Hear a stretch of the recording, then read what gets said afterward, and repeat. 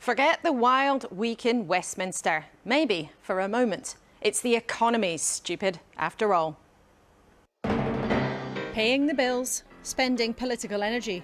There's talk of tax cuts and a benefit squeeze. Price rises have slowed down. The inflation rate has halved compared to a year ago. But the country's debt is enormous, with barely a sign the economy's ready to grow. I'm a bit tired, but I don't think I've had a funny turn. The country's David debt Cameron is enormous. has just walked up the street and gone into 10 Downing Street. And after a reshuffle and losing a clash with the courts over sending migrants to Rwanda, the Home Secretary's appeal is therefore dismissed. there are plenty more battles to come. Not that it's all rosy for Labour. Keir Starmer faced his own big rebellion this week. Yet with the autumn statement on Wednesday, our main question this morning: how does the government make its sums add up? It's Jeremy Hunt's job to try. The Chancellor of the Exchequer is with us live. Right next to his opposite number, Rachel Reeves, Labour's money woman. Can I just let me try and communicate here? And after the last 7 days, real political life might be more far-fetched than anything writers could come up with. But the thick of it star and BAFTA winner, Joanna Scanlon, is here with her brand new TV series just hours away from kicking off.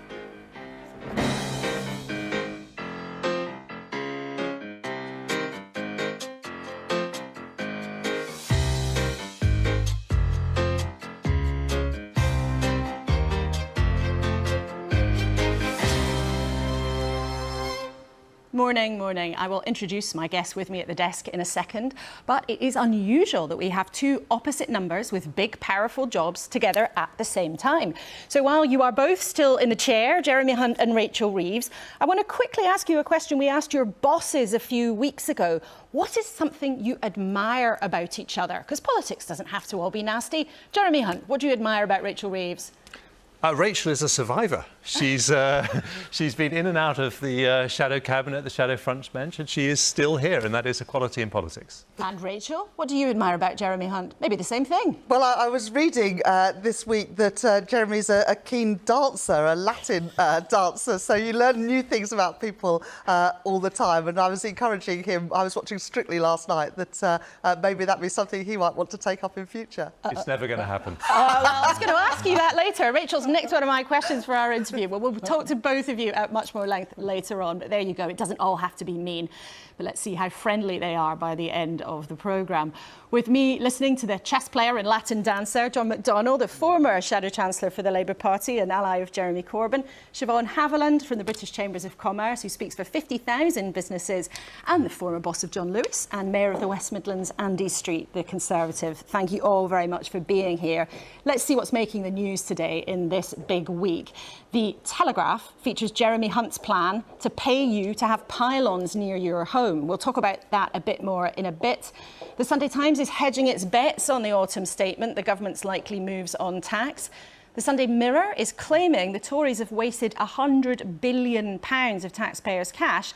And we're going to see a lot of this in the next few weeks. The Sun on Sunday has Nigel Farage off to the jungle.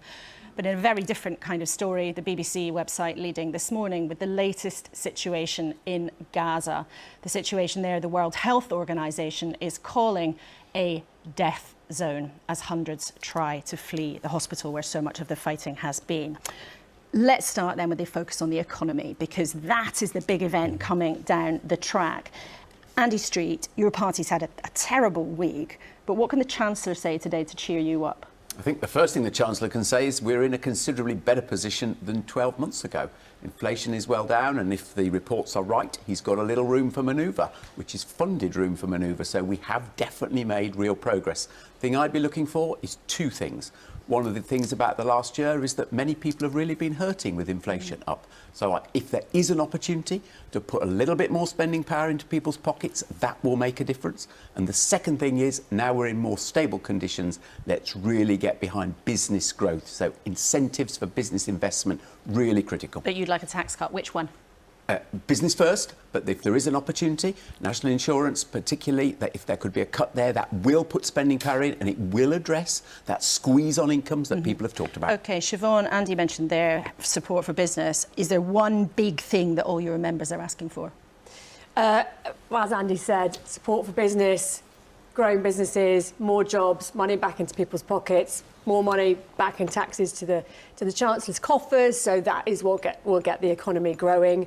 What we want to see is three main things: a better system for our planning so our businesses can grow, their ability to plug into the grid. We need to get to net zero. But on investment, what we want to see is expansion of full expensing, so tax breaks for business to invest. So full expensing is where business can write off the costs of investing in new machinery and things like that. But you sounded quite greedy. You asked for three things, actually for one main thing. But well, you've got to ask.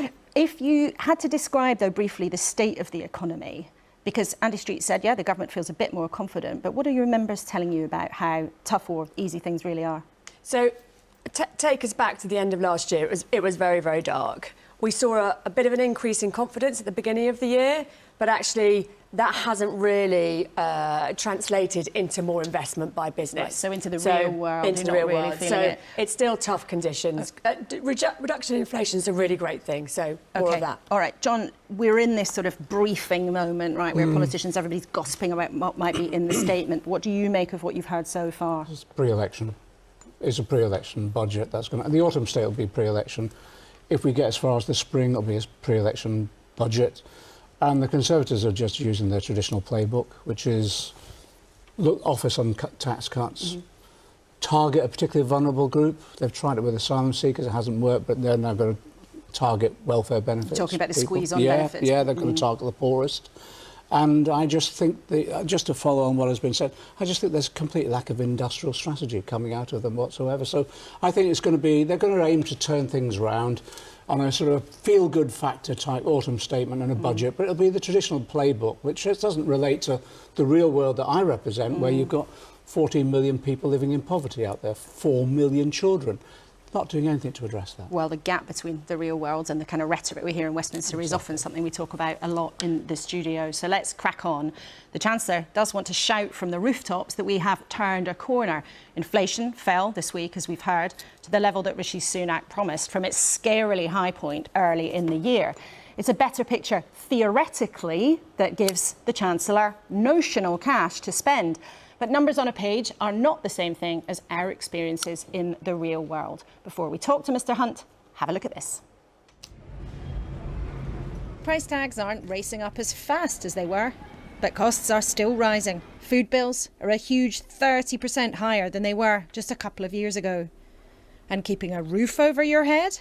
Rents have risen 6% in the last 12 months. With the amount of tax that goes into the government's coffers going up and up and up. Well, the Chancellor is here. No Latin dancing yet, maybe later on. We're going to talk a bit about the decisions you might make this week. But first of all, in the big picture, do you accept that a lot of people watching this morning are still finding it really hard to make ends meet? Yes, I do. And I think, you look at all the things going on in Westminster, actually what people at home say is their number one concern is the cost of living crisis. And for them, more than anyone else, it is significant that inflation has halved, meeting the Prime Minister's pledge. But it's also important to say it's still 4.6%. We need to get it back down to 2%. There's lots more work to do because people are still seeing, for example, food prices go up by 10% a year. We've given families an average of £3,000 of help this year and last to help get through this period. But we do recognise things are tough. We're not out of the woods yet. But I think it is also the case, as we focus on growth, that there's too much negativity about the British economy. There is a sort of defeatism. Actually, when you look at it, there's a lot going for it. One example, the sector that is going to define all of us in the next 20 years, the technology sector.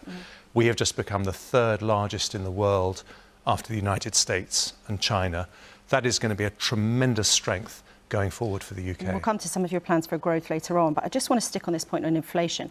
Everybody, of course, will be pleased that price rises have slowed down, but inflation is still twice the Bank of England's target.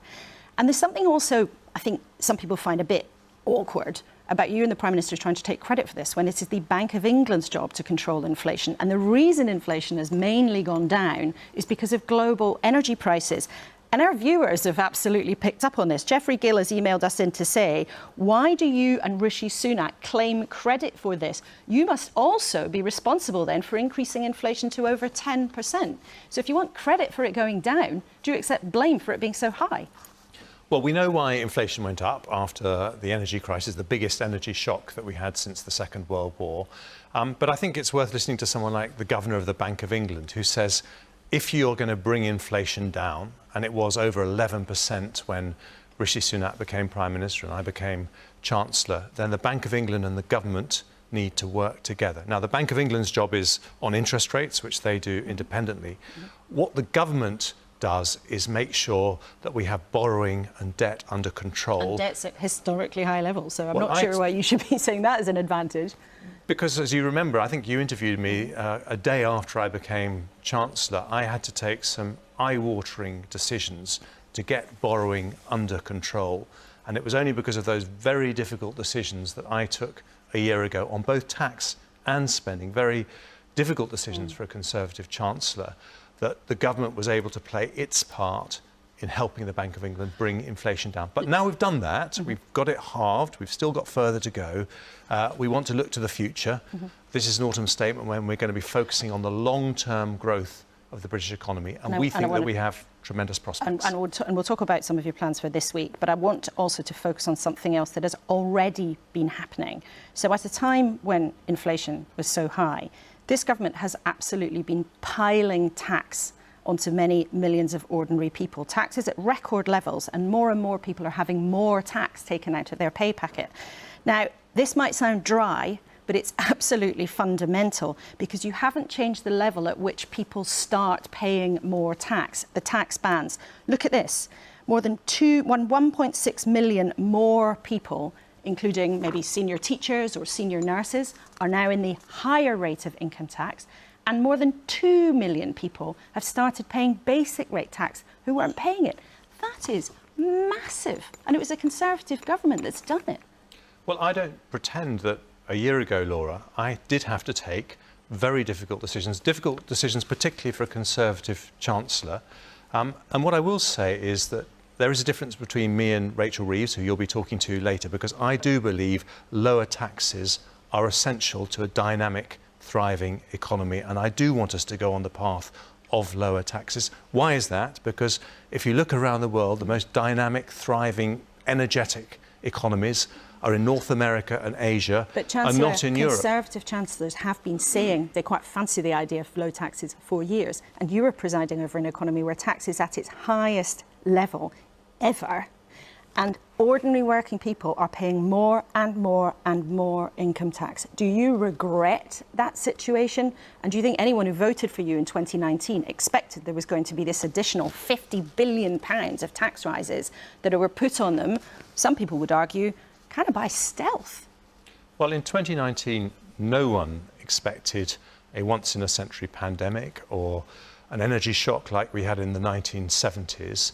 And we've reacted to that. And I don't pretend that I didn't have to take very difficult decisions. But because I took that, that is one of the reasons that we've been able to get inflation down. I want to get taxes down too. But let me say this about bringing down taxes. I will only do so in a responsible way. I'm not going to sacrifice the progress we've made bringing down inflation, because inflation is also a tax. It eats away at your earning power. It means that your money doesn't go as far as it used to go. So let's translate that. You saying you don't want to do anything that could see inflation taking off again. Translate that. It means no income tax cuts this week. Well, you'll have to wait. And then you're very experienced, Laura. You know I'm not going to give you any indication of my actual measures. But I also know that you used to say, I won't cut income tax because it might fuel inflation. If you're saying today, I'm not going to do anything that fuel inflation, our viewers can hear you pretty clearly hinting that means no income tax cut. Well, what I can tell you is the approach I will take on tax, which is that we will be responsible. We've made such progress in bringing down inflation. And the other thing, just listening to what Siobhan was saying earlier, is that our priority is growth. We have got a great story with the British economy, fantastic potential. We've actually grown faster than Germany, France, Japan, many major economies since 2010. It's pretty much flatlining. It might be ahead of other countries, but I don't think that's At much the comfort moment, to people at the who look moment at with a line going along like that. Of course, when the Bank of England is rightly putting up interest rates to bring down inflation, then growth is subdued. But our long-term prospects are fantastic. I wouldn't choose anywhere else if I was going to say which country has got the most enormous potential. Why? Technology. But I'll just give you one more example, because I think there is too much negativity around. In the pandemic, vaccines and treatments discovered in Britain saved more lives around the world than from any other country. 7 million lives globally. So we've got a lot going for us when it comes to the industries of the future. And on Wednesday, you'll hear me talk about what more we can do. And we'll come to some of that in a few minutes, but I want to talk about your principles behind your decisions. And I know you won't be drawn on specifics on the decisions you may or may not have already made. Have you made all the decisions yet? Yes or no? There's still time to change Still things. time to change. OK, we'll see what emails viewers send in and we can feed them into you later particularly persuasive things, Laura, and they might find their way in. Now, on principle, people are concerned that you may be thinking about cutting inheritance tax. And on principle, this is what would it say about a modern Conservative Party if you cut inheritance tax at the same time as so many people are struggling? And as one of our viewers said, Stuart in Sheffield, why change inheritance tax when you have the lower paid struggling to pay their bills? This isn't asking you to confirm it, it's a question of principle. Why would you do that when people are having such a hard time?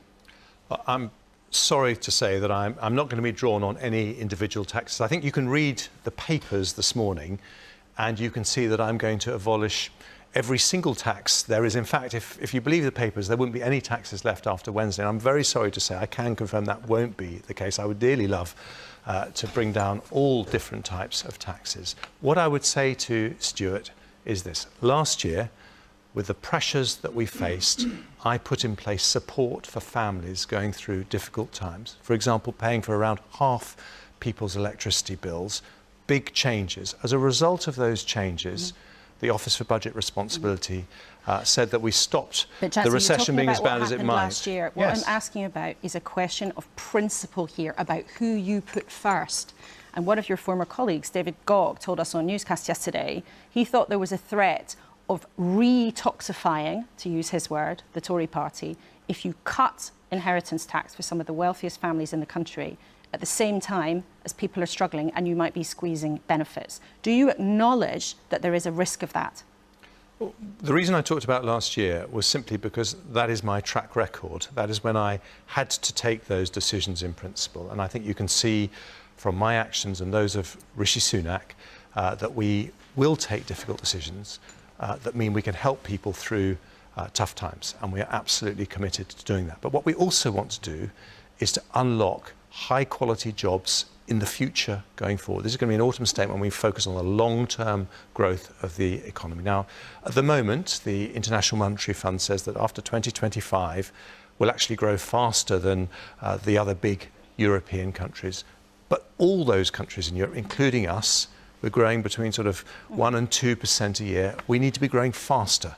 And that's why we're going to take a lot of measures. But again, I ask you about your priorities. And you've already, in the last year or so, you have given a tax cut to top doctors to help them with their pension costs. You have got rid of the banker's bonus cap at a time when millions of people are finding it really hard to pay the bills. Now, I think a lot of our viewers might say that actually your priorities are the wrong way around. You've already taken action to help people at the top while people at the bottom are really having a hard time. Laura, when you interviewed me on my second day as Chancellor, I said we've got very difficult times ahead, and I promise you that what we will do, we will take the difficult decisions, but we will make sure we look after families in difficulty. What did I do after that? A month later, I announced plans that we spent £94 billion to help families through a difficult time. So if you want to know my priorities, hopefully those actions speak louder than any words. Will this week then still be your priority? And if that is your priority, protecting people who have a hard time, can you confirm that you will follow the tradition and raise benefits at the rate of inflation in September? Now, that sounds a bit technical, but because inflation's gone down, that means the government has a choice. You could break tradition, use the lower figure, which would mean less money in the pockets of some of the most vulnerable people in this country. You can clear that up. right now? Are you going to follow convention or not? Laura, you know that I'm not going to say this morning what I'm going to announce to Parliament on Wednesday, and it's right that I should announce it to Parliament first. But let me tell you what I've been saying about our welfare system for the last year. It is wrong when we have 1 million vacancies in the economy that we are signing off as into welfare and with no obligation to look for work over 500,000 people every year, even though many of those people would actually like to work. Surely the right thing for those people who have sickness and disability is to try and cure their sickness. So what I announced with Mel Stride this week is that we are going to give support to more than 1 million people to help them get well enough to work, including 500,000 people being given extra mental health support. And yes, there will be people who are not sick or don't have a disability, who've been out of work for a very long time. We say, look, if you're not engaging with the process, if you don't engage for 6 months, then we are going to close your case and stop your benefits. That's only fair to the taxpayers who pay those benefits. But I actually think that getting people into work, making work pay, actually is good for people. There is a philosophical difference between what we believe in the Conservatives and what the Labour Party believe. We don't believe in parking people on welfare. But do you accept that there is a political risk if you are giving to people at the top, if you go ahead with the inheritance tax cut or doing things that you've already done, like removing the cap on bankers' bonuses and then squeezing and removing some of the support for people on benefits? I just don't accept the characterisation that you're making. If you look at people on low pay, people on the lowest legally payable wage rate, used to be called the minimum wage, now it's called the national living wage. They have seen their after-tax incomes go up by 25% since 2010. That is a much bigger increase than people on the highest salaries. We know that if we're going to have an economy that thrives, it has to work for everyone. Okay. That means helping people on the lowest pay. We've actually reduced people on those low pay levels by half. OK, let's look at the overall state of the country's finances, because some people in your party and some of our viewers might actually wonder why you're contemplating giving away any money at all. You have this hypothetical headroom, to use the jargon. It looks like the books are in a better state, but the debt is absolutely enormous. Your debt interest payments are absolutely enormous. Debt is not falling, despite what the Prime Minister said. Are you sure you should really be giving any money away rather than trying to either cut spending to get the debt down or keep it for a rainy day? Well, Laura, that is the exact reason why, much as I like her as a person, I disagree with Rachel Reeves wanting to borrow an extra £28 billion a year. That would push up mortgage rates and inflation rates. That's not my question to you. My question is to you. I believe we need to control debt. One of Rishi Sunak's pledges was to bring down debt, and I've taken very difficult decisions, quite unpalatable decisions actually, in order to make sure that we do see debt falling, and I will be consistent with that on Wednesday. But it's not falling yet. Why are you convinced that it's the right time to start giving money back? Well, what you will see on Wednesday is that we are being responsible in all the decisions we take. And Nigel Lawson said that borrowing was a deferred tax. It's just pushing a tax onto future generations. And as in so many things, Nigel Lawson was absolutely right. And some of your critics might say that's actually exactly what you're doing, because it's predicted to go above 100% of GDP. But the Bank of England has warned there might not be any growth until 2025. One of the things you want to do to turn that round is to cut the time it takes to connect pylons up to the national grid. But your promise is to have the time from 14 years down to 7. Isn't 7 years still far too long? It doesn't sound very ambitious. Well, it might not sound ambitious, but actually it takes about that time to build a big offshore wind farm. We have the 3 biggest offshore wind farms in the world, about to have the 4th. We've actually become the 3rd largest generator of renewable electricity in Europe after Germany and Norway. And some of those we need to do even have more. Sat in this studio fizzing with frustration that you've made it too hard for them to develop. It's taken too long for them to get through planning. It's taken them too long to get to the grid. And the industry organisation has said, look, yeah, they've welcomed this idea, but it could have happened years ago. You've been in charge for more than 10 years. Isn't this embarrassingly too late? Well, when we came to power, I think 2% of our electricity came from renewable sources. in 2010. Now it's 40%. So we made enormous progress. But I agree with those companies. We need to be much faster.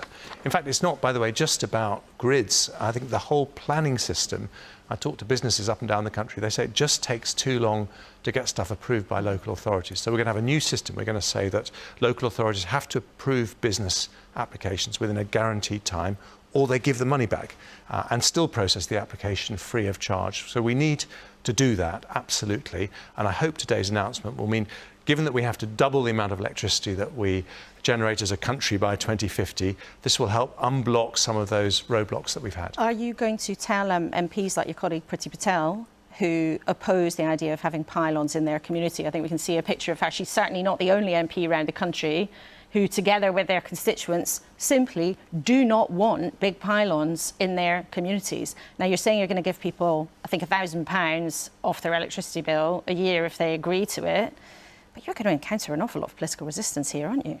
Well, nothing we're doing is changing people's legal right to object through the planning system. But what I think is, actually, it's as frustrating for the protesters as it is for the companies, is just the time it takes for a decision to be made. And we do need to speed that up. And in Priti's constituency, as in every constituency, many more people are driving electric cars. We have to generate lots more electricity. We will need much more infrastructure, and these measures will help unblock that. It's been a wild week in Westminster, the kind that perhaps Rishi Sunak was meant to have said goodbye to, not least with the government losing in court on its plans to send migrants to Rwanda. As the government's money man, are you going to try and get the £140 million that's already been spent on this back? Well, when it comes to the Rwanda policy, let me say this, because I think one of the things that was rather obscured in the stories that we read this week is that crossings have not just gone down by a third this year, but in the rest of Europe, they've gone up by a third. So we are actually making progress, but there's still 2/3 to go. Our commitment is to do what it takes to stop the boats, because we believe that the people who decide who are going to come into this country should be elected representatives in Parliament. Your main policy to do that was chucked out by the courts this week. Now we have this sort of idea there might be new laws through Parliament, and then you've got a fight in your own party about how far to go. It is a mess. And you yourself have already admitted you can't guarantee that planes will go to Rwanda before the election. Well, it's not easy, but we are prepared to do what it takes to make sure that happens. We expect planes to be flying to Rwanda in the spring. We will change the law as necessary. We're going to do a new international treaty with Rwanda. This isn't easy stuff. If we're going to solve the problems that people are most frustrated about, it's going to take persistence, it's going to take determination. With Rishi Sunak, we have the most persistent, the most determined Prime Minister I've ever worked with. And he will make sure we... More determined than David Cameron, who's made a surprise appearance back in government this week? He has. Well, all Prime Ministers have their qualities, but I would say if it's... Well, hang on, you just said Rishi Sunak was more determined than David Cameron. You told him that? As I'm saying, all Prime Ministers have qualities. I enjoyed working with David Cameron very much. When it comes to solving fearsomely complex problems, I have never worked with anyone as phenomenal as Rishi, and I think we will see that, because I do think that when you interview me next year, we will be having a discussion about how we have succeeded in this plan, and I will be saying, look, it wasn't easy, we kept at it, but that is what we promised to do. You say, you use the phrase there, whatever it takes, and I noted this week that Rishi Sunak also said, whatever it takes. Does that include, if you really mean it, leaving the European Convention of Human Rights, which some of your colleagues want, like the former Home Secretary, Suella Braverman? Well, we don't believe at this stage that that is necessary, but because people like you are asking the question, what we are saying is that in the end, and Rishi Sunak said this very clearly, it must be Parliament, elected representatives in Parliament, not foreign judges, who decide who can come to this country. So that is an option for you? We don't believe it will come to that at this stage. We think there are ways that we can avoid that. We don't want to do that. But in the end, our bottom line is very clear. It is elected representatives in Parliament who should make these decisions. Just lastly, you talked there about elected representatives in Parliament. You confirmed this week that you will stand again in your seat. I just wonder... I'm afraid I won't be able to get back to Latin dancing anytime soon. Well, you see, Rachel Reeves has already stolen the idea of a question about whether or not you would ever do Strictly, like Ed Balls, who also was the Shadow Chancellor, never the Chancellor. Are you confident that you can hang on to your seat? Because I know you study the polls closely, and it doesn't look too pretty for MPs in Conservative constituencies like yours. It's going to be a tough fight. I mean, my seat was marginal when I won it back in 2005. I've always treated it as a marginal seat. The boundaries have changed. I believe I can win it, but I don't underestimate the challenge, and I'm out knocking on doors every week. I've got a fantastic team, and to use that phrase, we'll do what it takes. OK, Jeremy Hunt. Well, that'll be interesting. We've got that now on the record, that you think you are going to win, but it will be a difficult fight. Thanks so much for being with us in the studio on a busy week for you. What did you all think of what the Chancellor had to say? Let us know. Kuenssberg at bbc.co.uk. You know by now we do read your emails. We even sometimes use your questions. And if you use social media, you can use the hashtag BBC Laura K. Right then, let's get to our panel who were listening carefully. I'm sure you were all listening very carefully. Andy, you're a Conservative. It's a very tricky time for the party. What did you make of what Jeremy Hunt had to say? Well, naturally, I agree with what he said about the hard decisions that were taken 12 months ago, and in a sense, we're rewarded by that perseverance. But I think, listening to it all, I'd like to try to connect 2 points that seem, in the way you put the questions, to be against one another. This issue, you must support citizens now with spending power, against investing in the economy for the future, everything we've talked about, growth and business. And I just want to explain why I think they're actually the same thing.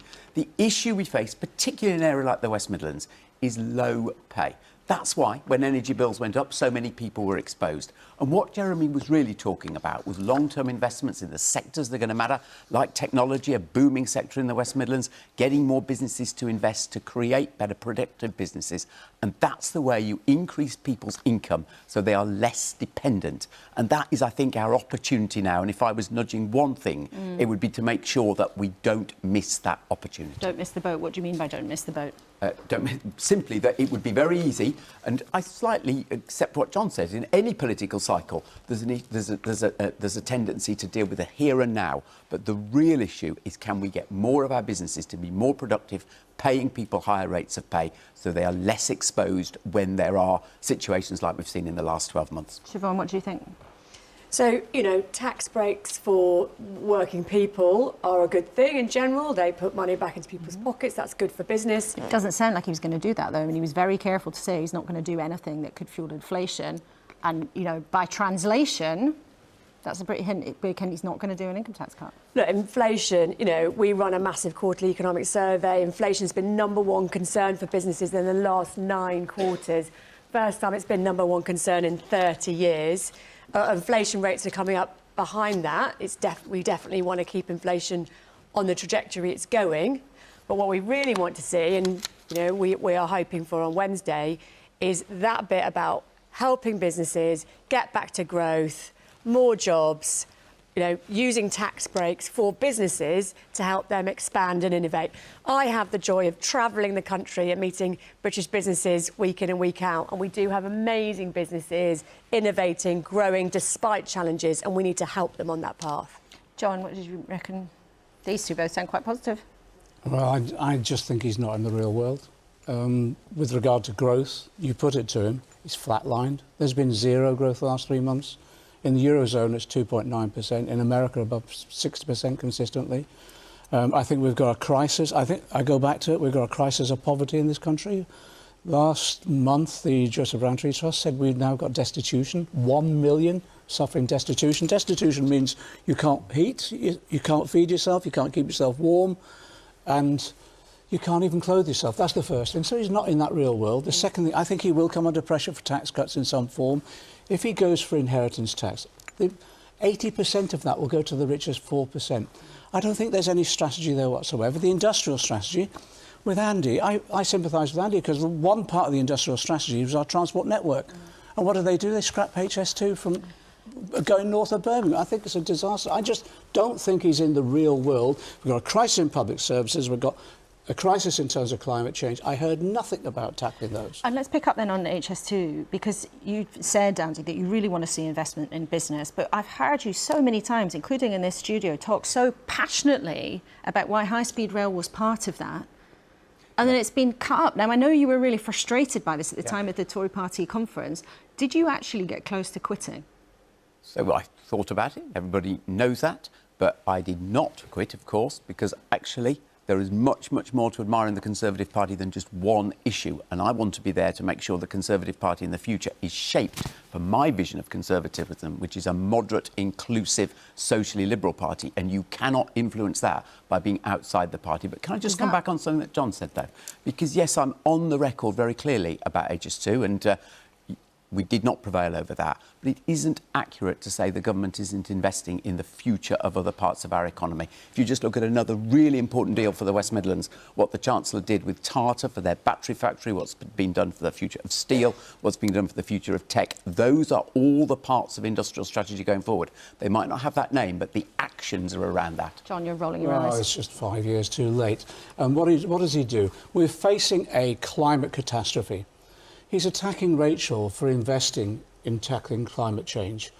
That's about investing in alternative energy sources, a consistent industrial strategy which will get us those jobs. And that's the one thing he attacked Rachel for. I just found it's just not of the real world. Except today, the announcement from the Chancellor is about trying to speed things up to get renewable energy projects connected up to the grid. Don't you welcome that? You need the investment, first of all. Of course, there'll be planning reform, but you need the investment. And a lot of that investment, as in every other country, a lot of that will start with public investment, first of all. That will then lever in private investment. And you said there you wanted to stay in the Conservative Party to make sure that it was inclusive and socially liberal. Yes. Now, the strong implication there is that you're concerned that it was potentially not going off in that direction. Does your vision of an inclusive, socially liberal, modern Conservative Party include giving inheritance tax cuts to the wealthiest families in the country? OK.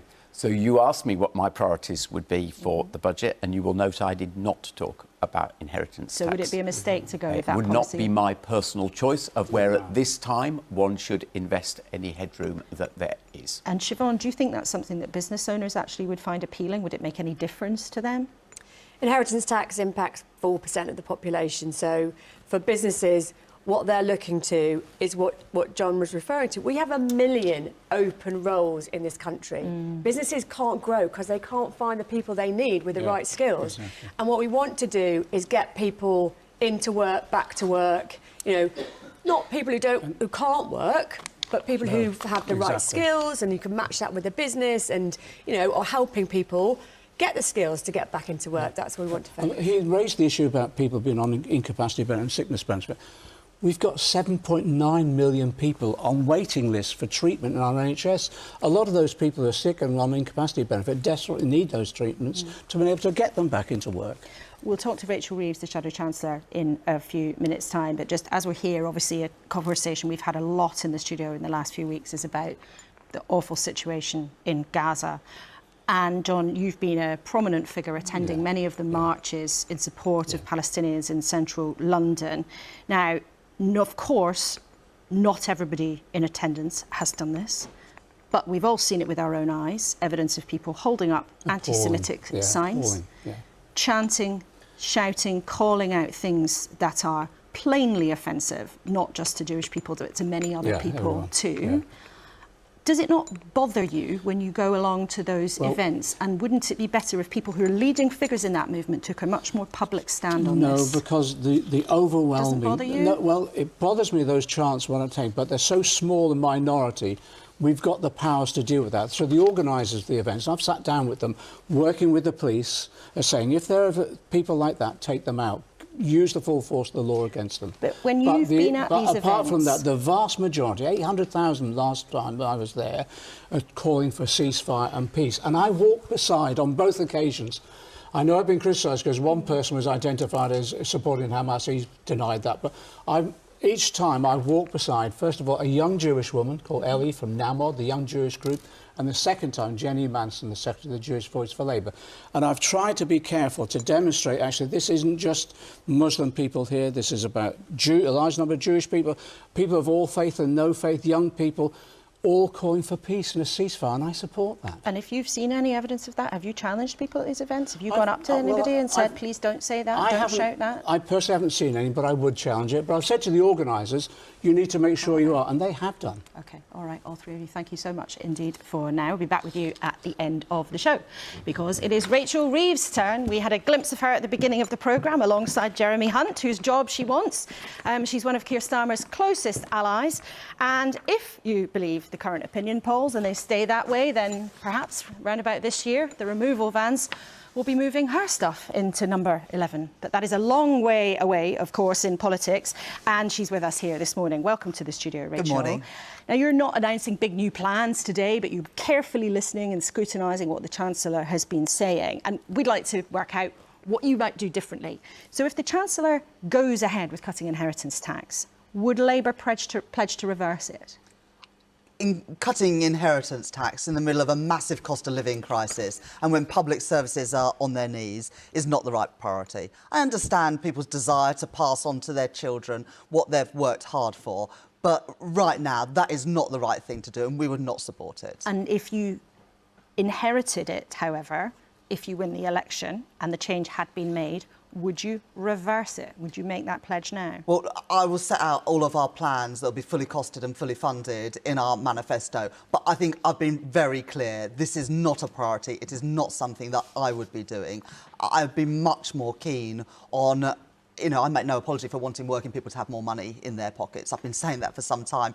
When Rishi Sunak, when he was Chancellor, tried to increase national insurance, I opposed it, and the government eventually had to back down. I want taxes on working people to be lower, and so if that's affordable, that would be my priority as Chancellor. But if it's such a terrible idea to cut inheritance tax, would you, and I've heard that you would oppose it very strongly right now, but would you commit, therefore, that you would reverse that if you were in government? The thing is, Laura, I don't want to write the manifesto here on your programme, but I don't think I could be any clearer. This would not be a priority for me. It is not the right thing to do. OK, one of the other proposals that's been floated this week is these new sanctions for people, as we heard from Jeremy Hunt, who are judged to be able to work, but they don't make the effort, or they don't take a job, they don't put things that are put in front of them.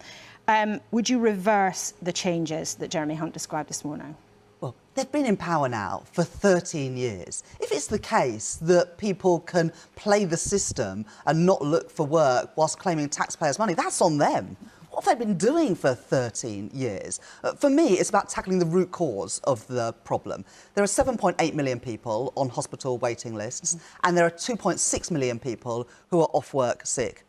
Those two things are linked. We've got to get our NHS functioning properly because that's the way to get our economy working properly. And so that's why we've committed to putting more money into our NHS by getting rid of the non-dom tax status, 2 million additional appointments every year in our NHS to get those waiting lists down and to get people back to work. That's what I would be doing if I was Chancellor. But you use a phrase there, though. You said, if there are people playing the system. Do you think there are some people playing the system, notwithstanding the very many people who have genuine health issues? I think the vast majority of people, vast majority of people desperately want work. That's not my question, though. You used the phrase playing the system. Do you think there are some people, however small a group, who are playing the system? Look, the government, the point I'm making is the government have been in power for 13 years and they're just saying now that we need to make sure that people are looking for work. Absolutely. There needs to be a condition that if you are accessing taxpayer support, then the condition to that is that you need to be looking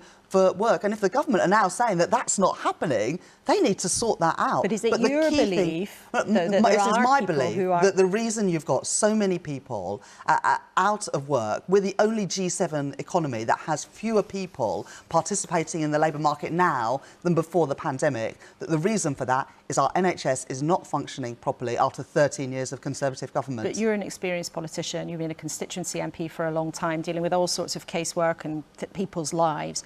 Is it your personal belief that there are people who play the system, to use your phrase? Do you think that happens, however small the group might be? It's my personal belief that people are desperate to improve the lives of them and their families, that there are too many people who come to see me at my surgeries who are struggling to put food on the table, are struggling to pay their rents, and I want to help them to get work, and that starts by fixing our National Health Service so that people whose lives are on hold because they're waiting for appointments, scans, operations, that they can get better and get back into work. And if the government are serious about getting more people back into work, they need to get serious about fixing the crisis in our National Health Service. And the level of benefit payments matter enormously to some of those people that you mentioned there. And of course, we should remind our viewers that many, many people on working age benefits also have jobs. Benefits are often the top-ups for them. This is absolutely the case. And I was actually in a place where you wouldn't expect there to be food banks, in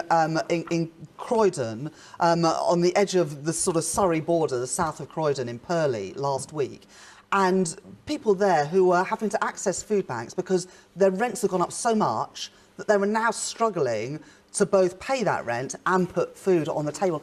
These are harrowing stories of people in work who now are struggling to support their families. But on those benefit payments that go to lots of people who have jobs, do you think that benefits should continue to rise, as is tradition, with the level of inflation from September? Yes, I do. And if you win the election and you inherit a situation where they have gone up by a lower level, would you reverse that and do a top-up? Well, look, the election's likely to come in a year's time and the government would have already implemented that. But in government, I will use the inflation rate that is traditional, the September inflation, to uprate benefits. So and that's something that I happens, commit you would to always in, commit in to government. using the September. I think that's the right thing to do. If you pick and choose from year to year which inflation number is the cheapest thing to do, then what you see is the gradual erosion of people's incomes. And, you know, half of the people who are claiming universal credit, around half of those people are also in work. And this is to top up low pay and insecure work. And I don't think the government should just pick and choose for them. Okay. They have a responsibility to ensure that everybody can afford, in a civilised country, to put food on the table, to pay their rent and pay their gas and electricity bills. And sadly, for too many people, after 13 years of Conservative government, they are worse off and they're not even able to afford those basics. And you've made that very clear. You would stick with the September measure for in perpetuity if you win the election. Keir Starmer has tried to draw a line under your party's divides over the conflict in Gaza. But there was a significant rebellion this week, some frontbenchers quitting their jobs because Keir Starmer will not call for a ceasefire in Israel and Gaza. He's chosen a different tack to follow the idea that there should be pauses in the conflict to get more aid in. But there's a lot of unhappiness. There were protests outside Keir Starmer's constituency office yesterday. I think we can show viewers some pictures of that. Are you comfortable for people to leave the Labour Party over this if they don't agree? I was really sorry to see colleagues resign last week from the front bench. But being leader and hopefully next year being Prime Minister, Keir's going to have to make incredibly difficult decisions and he's going to have to do what he thinks is right and offer that leadership even in difficult times. And there will be difficult decisions if we form the next government, but that's what leadership is all about. What I find very concerning is the huge pressure that MPs have been put on, both leading up to the vote, but also what we've seen this week. I support the right to protest. Suella Braverman's comments about these being hate marches, etc., are appalling, but I don't support the intimidation of members of Parliament. And I think that's what you're seeing with some of these protests now, outside of people's offices and outside of people's homes. And MPs have got a difficult job to do, all public servants do.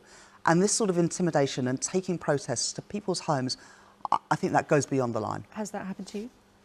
Hasn't happened to me, but it's happened to colleagues. I don't like it. It's not acceptable. And I think that we need a bit of civility and decency in our public discourse. And I'm afraid that some of these protests are now crossing the line. Just before you go, it's a while since you've been in the studio and it's been a very busy time for you since then. But one of the things that happened is that you published your book about women in economics. But forgive me for bringing this up, it also emerged that some of the book had been lifted from Wikipedia. Now, some people made a bit of a laugh and a joke about it, but for other people, it's a bit of an issue of trust. So, what went wrong? Well, look, I put my hands up as soon as those issues were pointed out. The editing, the referencing, it should have been better than it was. I put my hands up to that, and I've said that I will put that right. OK, Rachel Reeves, it's always great to have you in the studio. I'm just going to ask you, did you used to watch The Thick of It? I did, and I'm looking forward to seeing Joanna in her the new programme that's just about to come out as well. But I think, as you said earlier, some of the stuff that's going on in politics, the revolving door, the 5 prime ministers, 7 chancellors, 9 business secretaries. I mean, I think that Amanda Annucci would be struggling to write something that is more crazy than what we've seen, frankly, in the last few years. OK, well, let's get on and hear from Joanna then. Rachel Reeves, thank you so much for joining us here today. As Rachel was saying, we all know in the last few years it's been hard to watch politics without thinking, my God, you couldn't make that up. But some time ago, as we've been talking about, some very gifted writers did try to make it up with The Thick of It, that comedy series about Westminster. Plenty of people I know told me it wasn't really funny because it was so close to the bone.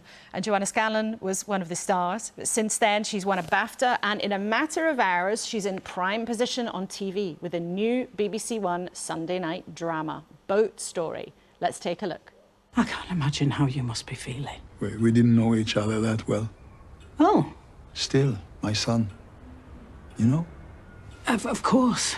I'm not sure how I can really help. I need to know everything. The police, they said you saw someone near the boat, but they would say no more. Now, here she is. Now, tell us about Boat Story, then. What's it about? But don't give the plot away. No spoilers, please. No, I've been told, in no uncertain terms, I cannot tell any spoilers. And that's because it is a really exciting ride. I don't think you could guess when it starts any of the directions it's going to go in. It's all about subverting expectations. And it's a brilliant title, Boat Story, because it's about stories. And it starts with one of those dilemmas that any great fable might begin with, which is you're standing on a beach, there's a boat, there's 2 dead bodies, and there's several tons of cocaine, and you need money. What are you going to do? And these 2 characters that Daisy and Patterson play take the money, forgetting that somebody owns it, the cocaine, and consequences ensue. And for your character, Pat, how does she fit into the story, and what was it like playing her? Oh, it was wonderful playing her. It was wonderful because Jack and Harry Williams, who were the writers, started off by giving me a script and a character. And by the end of the shoot, it is no lie to say that I was playing something completely different. And so it was a wonderful experience because it was incredibly creative. They are really creative writers. And you're a writer yourself. I mean, so is that something that was a new experience to you, to see something evolve so much during the shooting of a drama? Yeah, I think it was actually. It was as if they were watching the rushes from the day before and then coming in with, usually what happens, you know, with amends, as they call them, when you get script amends, it's about making sure that the new location works or that there's a bit of clarity. This wasn't that. Right. This was genuinely changing the story. And that, as a writer, I would never be able to do that. I mean, they are extraordinary. It was a really, really good experience. And this is going to go in, you know, the Sunday night big drama slot. Who do you think will love this? Will it be people who, you know, love Happy Valley or Line of Duty? Is it that kind of thing that people should look forward to? Well, you say it's going out Sunday night, 9 o'clock, and it is, but it's also dropping online, the whole lot, I think, today. Oh, so you can binge? Oh, my goodness. You can binge. And I think that's because genuinely, I think it's something that really young people are going to enjoy. And that's because it's impactful, it's quite violent, it's very funny, but it's a big thriller ride at the same time. So all of that kind of makes it, if it's not necessarily young people, it's the youngness of you that will enjoy it. We're all young. We're all young here, especially for our audience, as well as all being young. I think most people watching will have very fond memories of watching The Thick of It. Let's refresh ourselves. It's like you're a Catherine wheel and you fell off the stick. You're going, but not in the right way. I think you're wrong, Malcolm. You're like a sultana in a salad.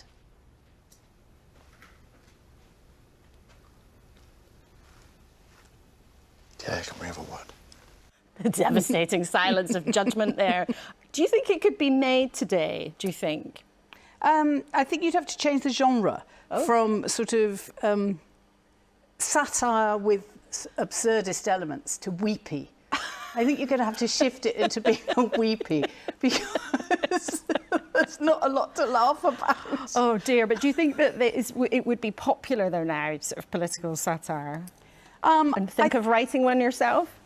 In a way, I think there are angles you could come at it from. But because of social media, because of technology, because of the absolute welter of massive information overload, I think it's hard to take a stand back and look at it as a whole. So I think you need to get into one very specific bit of it and work from there.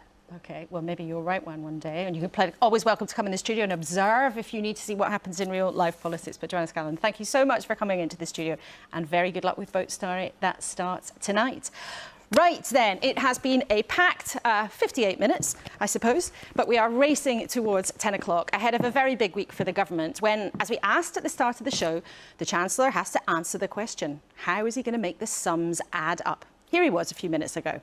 We've been able to get inflation down. I want to get taxes down too, but let me say this about bringing down taxes. I will only do so in a responsible way. I'm not going to sacrifice the progress we've made bringing down inflation, because inflation is also a tax. It eats away at your earning power. It means that your money doesn't go as far as it used to go. So, Andy Street, what's your big prediction for the next few days then? That Jeremy will balance this issue of giving a little to people and investing for the future. And do you think that it will calm down the very, very high tempers and anger inside your party? Well, interesting, the whole theme for your programme is it's been an incredible 7 days. I think it's been the beginning of the future, because actually the Prime Minister's made his choice. Bringing David Cameron back is really important about reinforcing the team, united team going forward. That's very interesting, because not everybody thinks that in the Conservative Party. So you think it is back to the future? It's a good decision. David Cameron is an incredibly experienced leader, and it will help bring unity. John, does it make it harder or easier for Labour to have a go at the Tories if they've got David Cameron in the cabinet? Easier, because of the overhang of Greensill, the scandal around Greensill. Around the finance company. That's right. The link with China. More revelations today about his role in Sri Lanka, linked to a company that has already been sanctioned. I think there's more to come out of this. And remember, select committees criticised him for significant lapse of judgment. So I think, no, make it easier. I think this appointment was embarrassing, to be honest. Interesting. Siobhan, thinking about it all, having heard Rachel Reeves, having heard the Chancellor, for you, who's the party of business now? We speak to all parties, to the diplomat. whole political spectrum. But what we always have. It's really important. But coming back to what you've heard, what we want to see is we want to see the economy getting back to power. OK, and as I've got you all, very quickly, we've been talking about the thick of it. What's the silliest thing that's happened to you in politics? Oh, it has to be very recent over HS2, the debates between the ministerial bedrooms in Manchester. That's where party conferences actually happen. Debates in ministerial bedrooms, goodness me. Anti-bedroom, you might call it. The silliest thing, John? The worst thing for me is I cut myself shaving just before a conference speech. And it was Jeremy Corbyn's conference speech, and they did, I'm bleeding like mad. So they said, what do you, stick a plaster on, but do this all through his And did you actually do it? I had to. I looked like Rodin's statue all the way through. We're going to go and dig out the pictures. And Siobhan, you used to work in Downing Street. Very quickly, what's the silliest thing that happened to you? I did. I spent 2 years there. I was in Brussels this week, and it reminded me of those 2 years through the Brexit negotiations, the meaningful votes, the backstops, and I was just like, sometimes we were like, are we in an episode of the thick of it? All right, well, all three of you, thank you for being in the thick of it this morning. See what I did there? Thank you also to you, of course, for watching. And the next few days really do matter, not just for our politicians, but for all of us, for businesses to make money and create jobs, for families to make ends meet. Jeremy Hunt wants you to think the economy has improved enough to give him space to dangle the odd tax cut or two. But he's still coy about which ones ahead of the official statements on Wednesday. Yet there are stubborn problems for the economy, giant debts and measly growth. And that probably can't be fixed by one Chancellor alone. In the next few days here at the BBC, we'll have all the coverage you need to make sense of the politics and the purse strings. But in a few minutes today, I'll be with Paddy O'Connell. We can see him there. We'll be recording today's edition of Newscast. You can catch that on BBC Sounds. You can watch this programme again on iPlayer. And if you can't get to any of that, we'll be back on BBC One next Sunday, same time, same place. Goodbye.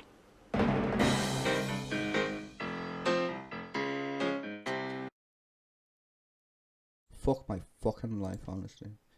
Why, oh why do I watch this show? It just gives me fucking, like, migraine sometimes, just listening to the shit that comes out of her fucking mouth. Ah, God. You know what's impressive? Considering this was today, like literally today's show. Not a fucking peep, literally a peep about, oh my God, David Cameron is the foreign secretary. Not a fucking peep. Not one fucking iota of, isn't that fucking mental? Let's bring on somebody who wrote a satire or helped write a satire thing. And let's talk about how stupid politics is. Even though you just interviewed the Chancellor of the Exchequer, who was literally one of the main characters in the fucking sitcom we call our fucking government. You twat. I mean, can't you ask him better questions like, why are you such a fucking cockwomble? How did you get your job? Are you even qualified? I mean, please, just ask them serious questions. She spent 10 minutes talking to Rachel Reese about fucking benefits. Why are you asking her? Why are you asking her when she's not the one in power? Why didn't you spend 10 minutes asking a dozy twat who took over the fucking job because your fucking mate, Liz Truss, blew the economy up? I mean, why don't you ask him? You fucking mong. Oh no, can't do that because we want to be fair and not biased. Okay, BBC. Okay, yeah, whatever. Twats. It's amazing sometimes people have the fucking balls literally to say the BBC is left-leaning.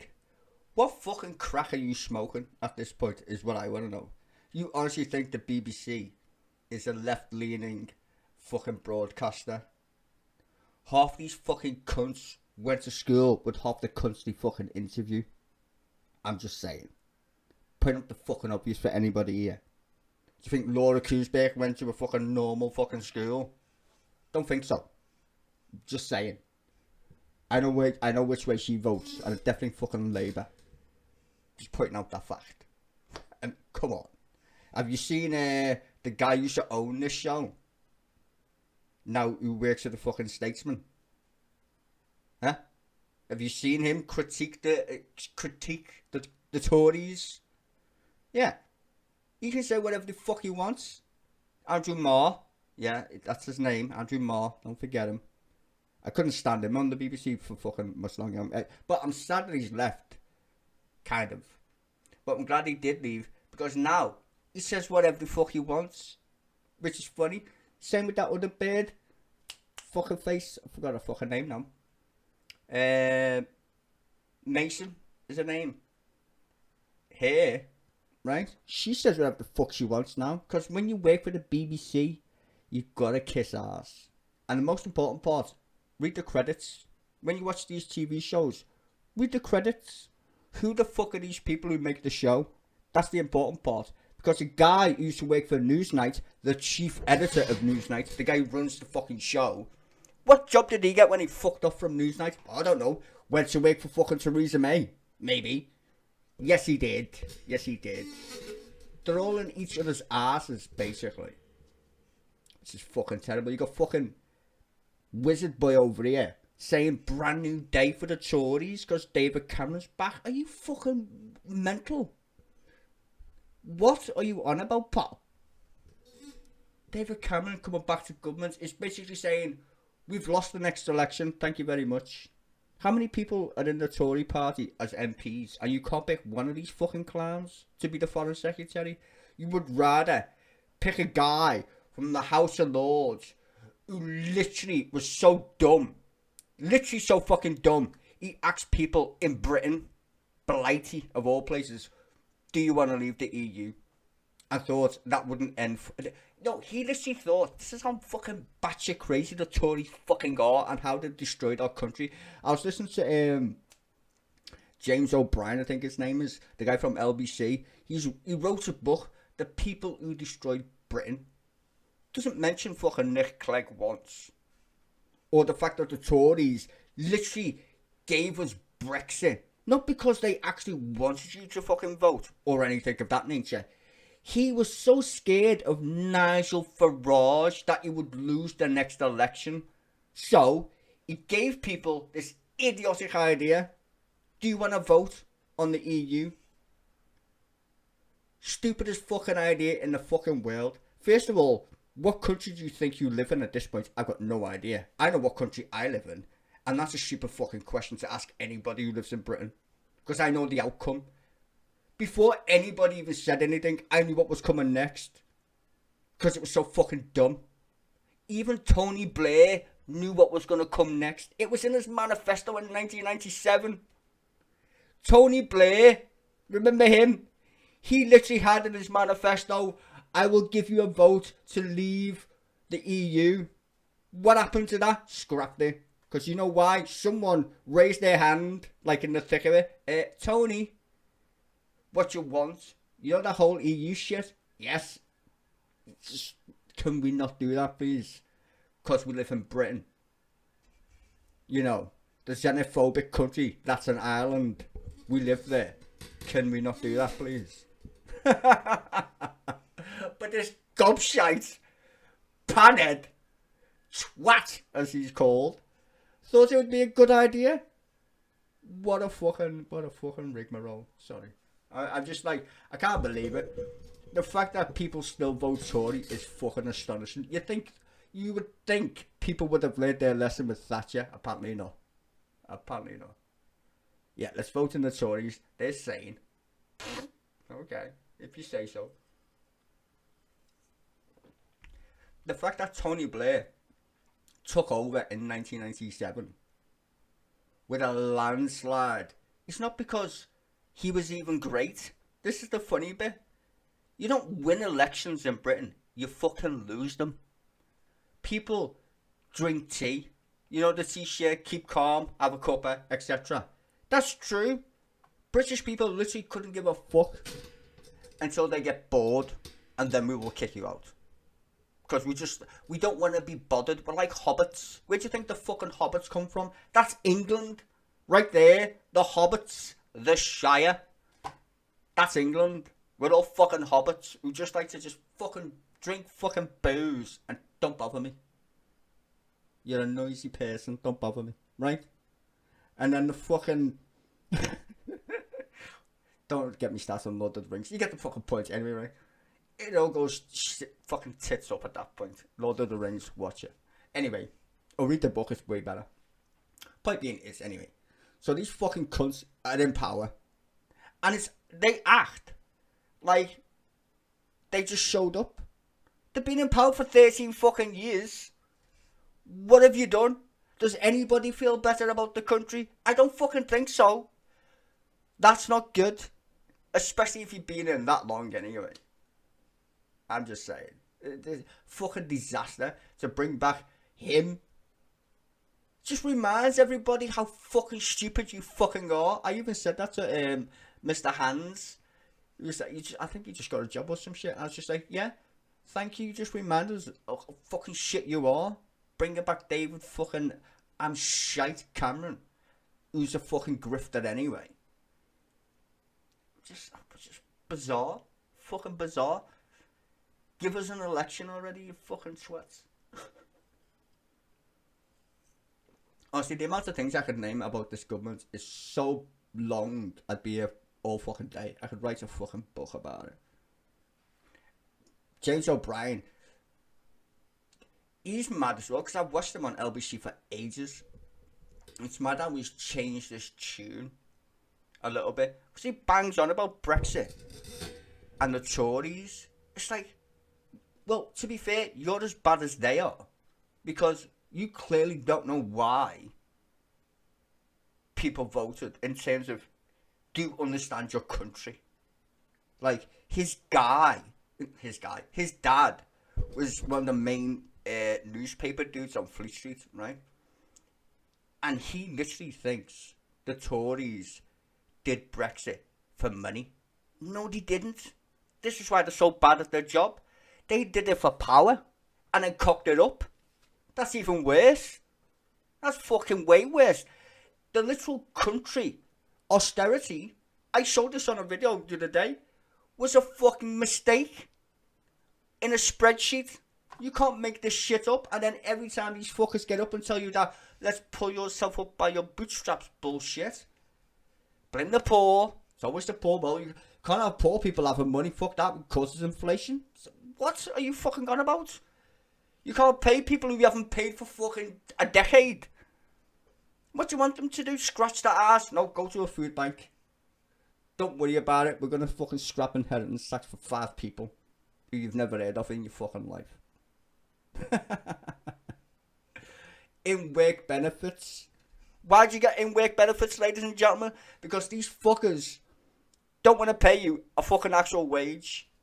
They would rather kiss ass and cut taxes for the fucking rich instead of going, I think we should pay the poor people. Businesses don't create jobs or any of that bullshit. That's a myth. Poor people literally have no choice but to go to work. You live in an open prison. Get with the fucking program already. People think I live in the Matrix. Oh, the Matrix is way better because it's fiction. This shit's real. You don't have a choice to live on a farm or build your own home. You are in a confined open prison. Just literally look around you. Look around. When was the last time you could pitch up your own fucking, I don't know, wooden house if you could build one and start a farm? You can't, can you? No, you can't. Because it's not the land you live on. Because someone else fucking owns the land you live on, right? So what are you going to do? Go to school, become someone's fucking bitch. That's what you're going to fucking do. I did that when I was fucking young. So this guy built a school. Why? Well, he wasn't a very nice guy, apparently. He wanted to teach the kids to read the signs.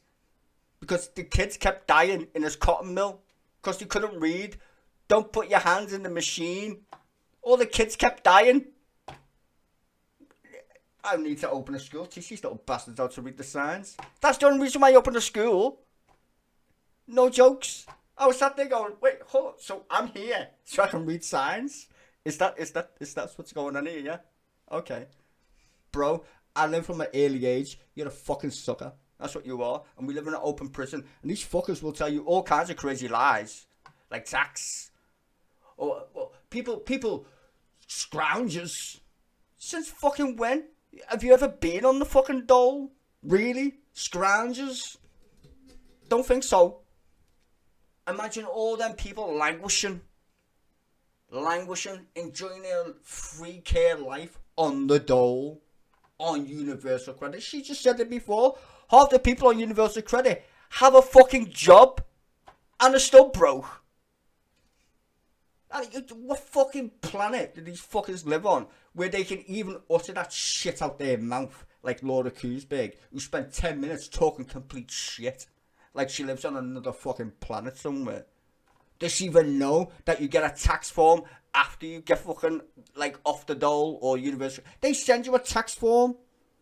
You get, when you get your benefits, if you're unfortunately to be on benefits, right? You get what's left. That's what you get. They ask you all these questions, tax you, and then give you what's left. So it's not free. You get what's left. Because you already pay tax. And people don't fucking know. You pay tax all the fucking time. Go to shop. Buy something. I dare you. I bet you get taxed. It's just bizarre to think that, like, these people talk utter shit. People watch it. No wonder people think we're being invaded by small fucking boats or some shit. Not a waffle that goes on these fucking TV shows. I should make a TV show about TV shows. That would be good satire. Because these fucking people are clearly fucking nuts who read the news. It's like they don't live on another fucking... It's like they live on another planet. Even worse than the politicians.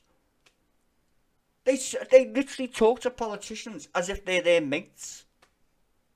Hey, Jeremy. Hey. Like, bitch, why are you a fucking idiot? Didn't you write a book about privatising the NHS? Well, ask him that question. Nope, that's not relative. Yes, it is. He's the Chancellor for one reason. His party fucking sucks. Not one mention of how did Liz Truss affect Britain's economy. She didn't. I'm pretty sure she fucking did. Ask people who pay mortgages if she affected the economy. Pretty sure she did. I mean, think about how stupid this is, right? Imagine believing in the free market, which doesn't exist, by the way. But imagine thinking that's a fucking concept worthy of your intelligence, right? This dozy fucking cunt, who was never elected by the British public, by the way, ever. She was elected by 10 dead people somewhere in the middle of fucking Shropshire or some shite, right? She literally said to the literal free market, we want to borrow money. The free market was like, okay, that's what we do, right? We buy your debt, gilts, bonds, whatever. We're listening. What have you got? She said, you're paying. That's literally what she said. We want to borrow money and you're going to pay. They literally fell off their fucking chairs. And she equally then got the sack for being so fucking retarded that she would say such a stupid fucking thing anyway. But these people are deluded in the Tory party.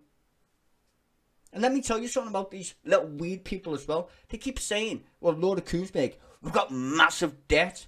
Bitch, shut the fuck up. We print our own fucking money. Like, literally. We buy our own debt anyway. Just saying. We print it. That's what the Bank of England's job is. It's a credit card, you fucking moron. Never heard of fiat currency in your life. Like, where did you go to school? I'm just saying, like, you can literally Google it if you wanted to. We paid the Bank of England a very small percentage of the money they print. Because the Bank of England is independent. Literally. We pay it. It's not even a joke. Like the Federal Reserve in the United States. It makes a bit of money. But the point is, you can't go broke. Neither did Zimbabwe. Everybody knows who Zimbabwe is, right? That little mad Hitler black guy who died, thank God, because he was a nutter. But, same shit. Like, literally, you can't go broke if you print your own fucking money. The fact that George Osborne lost our AAA status fucking ages ago anyway is mad. Mr. Pie Tax himself. And that's when the country was still relatively normal compared to what it is now. That guy still lost our AAA rating. George, I'm a complete fucking arse clown. Osborne. What's his qualification to be Chancellor of the Exchequer? Fucking zip nada. Do you know why I like Rachel Reeves, even though she sounds like a fucking man, which is terrifying. Honestly, I hate her voice. She talks like that. Anyway, so Rachel Reeves, why do I like her? Because you know what her last job was? Literally what she used to do. She used to work for the Bank of fucking England. Give her a job today, please. Thank you very much. Make her the Chancellor. What's Jeremy Hunt's fucking, Jeremy Hunt, what's he qualified at? Well, nothing, thank you. He's famous for doing fuck all other than pissing off everybody in the country because he was the shittest health minister ever. Like, literally ever. And now he's the Chancellor, the tight bastard. Oh, I love Rishi Sunak. Pretty sure you do. Pretty sure. Because you have to get rid of somebody, right? Liz Truss. I bet you didn't love her. Think about this country in a strange way, though. It's even more bonkers. Like, literally, the last time we voted for somebody was because of Brexit. How fuck's that? And guess who that was? Boris the Clown. We haven't elected anybody since him. And we've had 2 prime ministers in a democratically run country. But yet we didn't pick our leaders twice. This entire notion that because a party picks its leader, therefore that's the country's say so, is fucking batshit crazy. No offence. As soon as he fucked off, we should have had a general election. Fact. But these scrupulous little fucking rats that occupy 10 Downing Street, they don't like to give up power, bro. They're like Donald Trump, deluded as fuckeries. On such a level you can't make it up. Fucking impressive, to say the least. And people buy this shit, like, honestly they do. They literally think this is normal. It's fascism with a smile, because that's how it gets you in the end. With a smile. That's why I'm kind of like worried. They keep talking about years in office. I'm just like, shut up, bro. The election's next year. You're out of a job. Stop talking like you're going to keep your job, you Trump. And then I'm worried, shit, you're getting paid, well, you're getting advised by the same fucking idiots who advise the Republicans in the United States. Breaking news. A lot of Tories are advised by Republicans from America. All the think tank people that you see on the TV, even though some of them ran away now because everybody knows their game, they're funded by Americans. No shits. Follow the money, ladies and gentlemen. I even said that to loads of people on fucking my X page. Stop saying that these people thought of this shit by themselves. No, they didn't. Where do you think the whole immigration shit came from? All these stupid things that people are like, culture war? That's straight out of the playbook in the United States. Thank you very much. Why does British politics seem a bit like American politics kind of shit? Because it is. The same people who are paying them fucktards are paying our fucktards. They sound exactly the same for a reason. They're getting paid to say the same stupid shit. Oh, we're all being invaded. Oh, we're all being invaded. Yeah, exactly the same shit. Go and watch American politics. Go and watch it. Especially on the right. It's just as nutty. People think we don't have a far right in Britain. Oh, we do. Her name's Suella Braverman. Kemi Badenoch. Like, these fuckers don't care, bro. They will say any kind of mad shit just to get in power. They don't care they don't care what they do, as long as you vote for them. That's the point. They don't care. They want to use your anger as their platform for a vote. That's exactly what they want. Don't give a fuck about little old fucking person in the street, unless you're angry and you vote for them, because that's what they want. The vast majority of, like, I read some idiot said 50%, that Suella Braverman, that's 50% of what the British people want. Motherfucker, 50% of the British people don't even fucking vote. Because they don't like to, because they don't want to, because you all talk shit. So where did you get this 50% from? The vast majority of people think like the way no, they don't. They just don't. The vast majority of people go to work and think the country's fucking fucked. That's what they think. And most of them don't vote. Look at the by-election. Labour just won 2 of them. How many people voted in them by-elections? 30-odd%. Fuck me. Most people couldn't give a fucking rat's ass. That's how you get crazy governments. Sorry, but you should vote. But that's how you get crazy governments. When you can't be asked to vote, because they're all shit. Do a better job. I would like politicians to run on qualifications instead of being a bunch of fucking retards who only win on personality contests. Because that's what we have. Personality contests.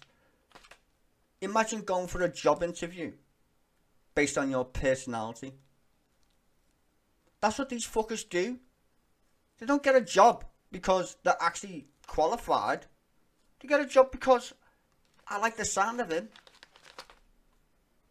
Are you a plumber? No. You sound great, you're hired. What the fuck's that? Like, for real. They put people in charge like the Chancellor, for instance, I just mentioned before. What's your qualification? Can you count to 10? Yeah? Oh, you got the job done, innit? Fine. Happy days. No, there should be a fucking law, literally a law that says you need to be qualified before you get, like, appointed in the government to do fucking anything remotely interesting that affects my fucking life. Thank you very much. You don't go around asking people, are you a nice person, and then employ them. You just don't. That's why you have a fucking CV, right? What can you do? Can I see what you can do, please? Well, I did history at school. You're not going to be the Chancellor. George Osborne was, though. Just saying. Can we stop fucking around and treating politicians like they're some kind of special breed of fucking human? We don't live in the universe of the Avengers. This is real life, and we elect these fucking morons based on personality, which is why they're all shite at their job. Because your job spec is what exactly? What's your job spec? Exactly. So, before you start electing people, check what they actually are good at would be handy. Instead of, I'm just a gormless twat. But trust me, fuck that shit. It's your name fucking Nixon. No. No! I tell ye, no. Fucking useless bastards. I'm not, to be fair, I'm not saying Labour's much better, but they're better. I mean, honestly. I've got a gripe with the left, actually. To keep banging on about how Labour is shit. Like, honestly, Labour, are you kidding me? I wouldn't say Keir Starmer floats my boat either. But really, can they do better than the Tories? How dumbed down do you need to be to even remotely contemplate that as a question? Could Labour be worse than the worst government I've literally had in my entire life? These fuckers make Margaret Thatcher seem like some fucking, like, sunny uplands. No kidding. Margaret Thatcher is literally better than these bunch of fucking morons, and that is painful to say. If you know me, I'm just saying, wow. If I think Thatcher's better than this bunch, fuck me. We're in deep shit.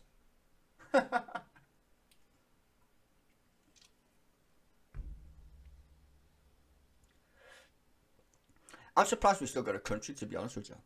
Like, literally. People are coming over here on boats. That's amazing. Why would you want to come?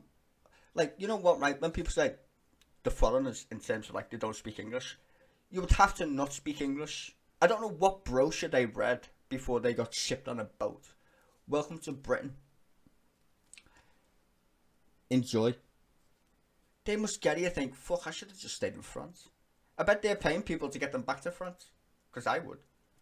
Living under... Oh my god, no. Imagine living under Tory.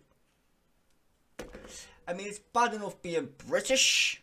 Imagine you're an asylum seeker. Fuck my life. That's mad. Just let that sink in. As a British citizen, born and bred, life sucks in terms of this country, right? It's bad. Imagine being foreign on a boat and then getting here. You'd be fucking pissed. I'm pretty sure you would be pissed. I mean, most British people are pissed. You seen how many strikes we've had lately? Like, the people not watch strikes in France? Like, these people who are probably invading us on boats. Don't they watch the TV? Oh, that looks like a good place. We should live there. Why? They're all on strike. That's not a good sign. That's not a good sign, bro. Yeah, let's live there. Looks great. They've got the best government in the world. Full of fucking muppets. It's just, wow. All the racist people, though, they're all dark-skinned, which is new, apparently. That's crazy, innit? You would never think in your wildest dreams that the most racist fuckers in the Tory party would be people of colour. I'm just saying. Maybe it's like what you call it? Like reverse psychology. Just get the black people to say it. They can get away with being racist apparently. Let them say. It's nuts. Like I've never like Suella Braverman basically she's not in government anymore. But she's like fucking Enoch fucking Powell. Like what the fuck's going on with that bitch? Oh, she's fine, she's black. It's okay. Just saying. Like I know racism. Trust me on that shit. She's racist. Like she just is. I've seen people act just like her. Like for real. In real life. Fucking completely deluded weirdos. Right? As it's bizarre that she even got a job. Like, why give her a job? She's a nutter. But then again, it's the Tory party that it's all full of fucking nutters, pedos, and fucking weirdos anyway.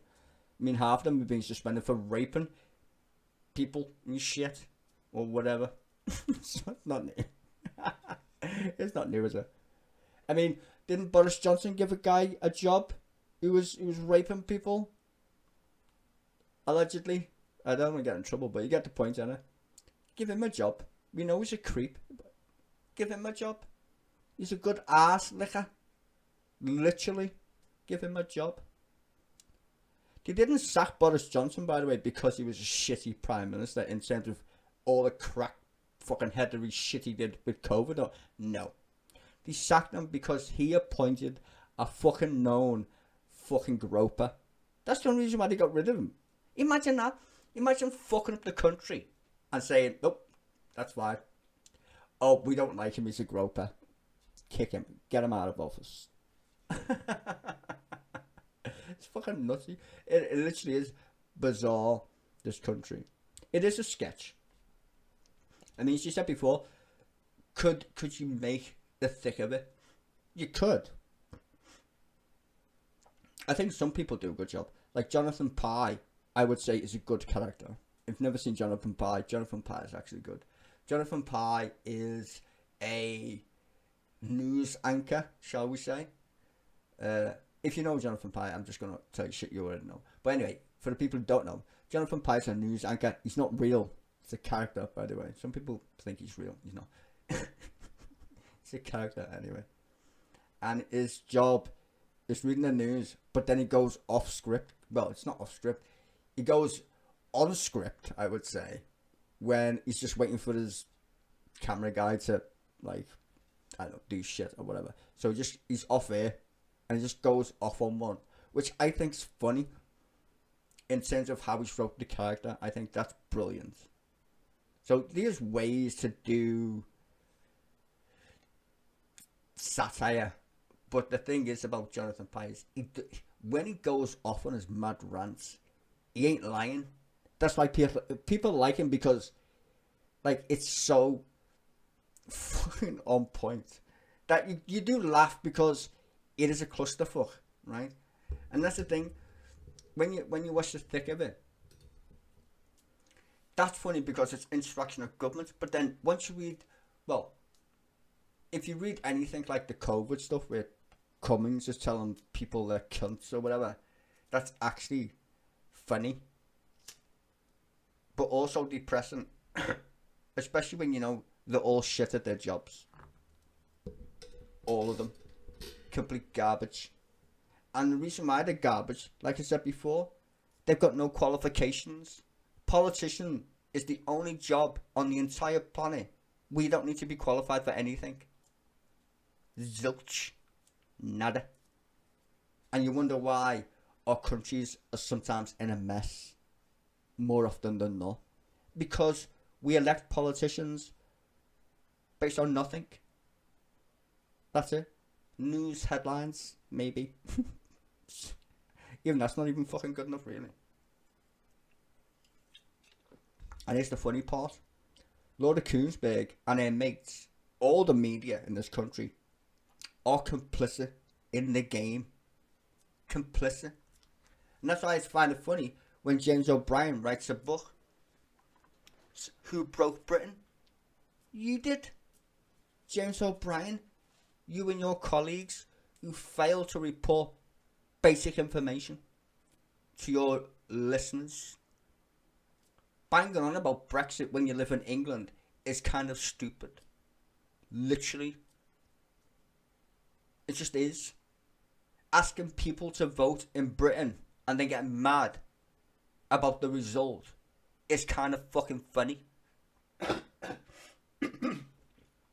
How long have we had a right-wing media in this country for? And you honestly, like, we literally made a TV show called Dad's Army. Faulty Towers. You watch them programs and you honestly think, let's ask the British people if they want to be in the EU or not. What kind of crack do you smoke? And these people are supposed to be intelligent. I could have told you, in fact, I did. Did I? I don't know. Can't remember. It's been that long since I had my old channel. Probably did. How, like, if you honestly believe that you were lied to, and this is all the reason why Brexit happened, you are part of the problem of this country. Because you clearly are fucking stupid at this point. Like, literally. If you voted to remain, you're literally a fucking dumb cunt. Literally. You are somehow void of the fact that you live in Britain. Like, you can't work it out. Like, anytime we play Germany in a football game, what comes to mind? Just saying. What comes to mind? Why do you think playing Germany is a big deal in Britain? Exactly right. I know you're tough. I know you're shouting at the screen. Yeah. What makes you think Britain was going to stay in the EU then? Even given the option, what made you think that was a possibility in your little head? Vote and Remain wouldn't change shit. The problem is that we've got a government.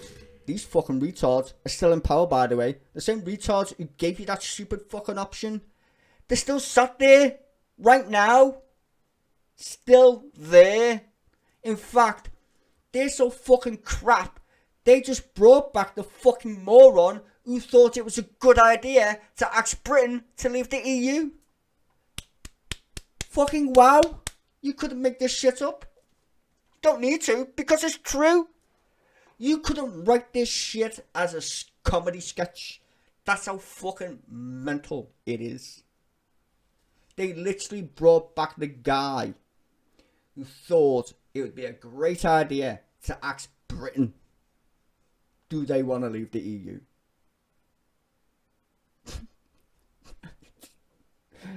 Wow. And you know what they made him? And this is the punchline. Foreign Secretary. Imagine that. Foreign Secretary. Why? Is he going to troll everybody? Does he think he's important at this point? Because I don't know why you would make him. Like, he's going to have a fucking laugh going to the EU summit, isn't he? Oh, hey David, you twat. Like, the guy who destroyed our relationship with the EU because he wanted the votes of the xenophobic part of Britain. Yeah, congratulations, pal. He created the very worst element of Britain. He really did, by being fucking so incompetent. That's, if you're wondering how Suella Braverman got a job, David Cameron is your answer. Because he pandered to people who vote for Nigel Farage. That's exactly what he did. He was so scared to lose a fucking election. He thought, fuck it, we need to go a bit more to the right and pander to these fuckers so we can stay in power. Nigel Farage now is a national treasure that the Tories created. Bonkers. The far right in this country have never had it so good. Who needs the BNP when you got the Tory party? Fucking glorious. I'm just saying. People are like, who's the BNP? You know, British National Party. Them fucking retards. Do you think they stopped voting? I'm just asking you quietly, responsibly. Do you think the BNP went away? Nick might have lost his job, clearly. The people who vote for the BNP still exist, but they changed the name. Just saying. You kippers. Oh, you can't call me racist. I just did. Reform UK, racist. Yeah, I said it. I mean, I know plenty of racist motherfuckers who vote for Labour and for the Tories. And they used to be BNP members. Just so you know. And then people think, like, oh, you can't be... Yes, you can. Yes, you can. You think, like, even the Red Wall, that whole shit. Like I said, I predicted that 7 months before it even happened. On my other channel, before it got kiboshed. People laughed at me as if I was insane. Here's a map of Britain. Here's a map of people who voted in the election for the EU. Overlay them very carefully. I know it's hard for you to use your brain at this point. Look at that. What do you think's going to happen to the Red Wall? Oh, disappeared. Thank you very much. Just saying. Like, people think Labour is going to trounce at their next election because they're 20 points ahead in the polls. That's England, mate. You're going to need more than that. The only way, literally the only way, Labour win the next election, if people in Scotland vote for them. Do you want me to do another map video of how the actual map works in Britain? Do you want me to show you that? Again, for you retarded people who don't know how to fucking use an electoral map. In order for Labour to win, requires Scotland. Always has. Because there's a disproportionate amount of seats in Parliament that's allocated to Scotland. Since the SNP came to power, not one Labour government. Fact. Seats in England are disproportionately mostly Tory. Also a fact. So without the help of Scottish people, you can fucking vote Labour all you want in England. You will never get rid of the Tories. Just saying. You won't. So good luck at the next election unless you get some Scottish votes. And that should be plastered everywhere. I do mean everywhere. Because people have this mad idea that we somehow live in a 50-50 seat distribution thing. We don't. It's tilted towards the Tories. Even the Tories know that. It's a fact. And so did the Scottish National Party, which is also funny as fuck. Because you see them talking shit all the time about Westminster.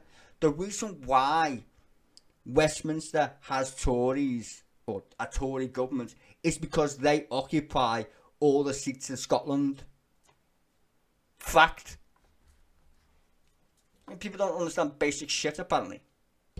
So anytime you hear some Scottish fucking twat whining at you about fucking Tories, you keep them there, mate. You keep them right where they are by your national racist, we hate the English bullshit, we should be fucking independent bollocks. You keep it shit, you keep that shit going. You keep them right where they are. You don't want to be a socialist, you just want to be a fucking cunt at that point and keep the Tories in power. Why? Use your noggin. Vote tactically. You know what it is again? Because the media don't inform anybody about anything that's useful at all.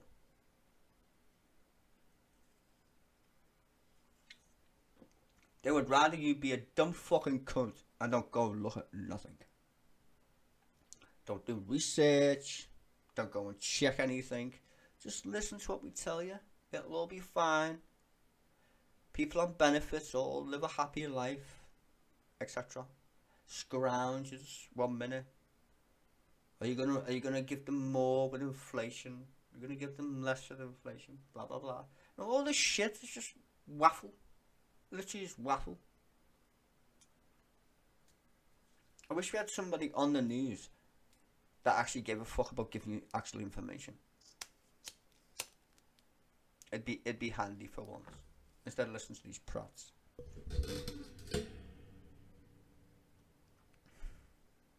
It's frustrating because these are supposed to educate people actually, and they don't. I should put this in the comedy section from now on, instead of news and politics.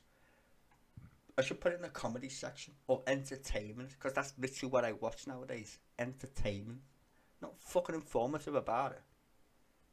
It's just shite.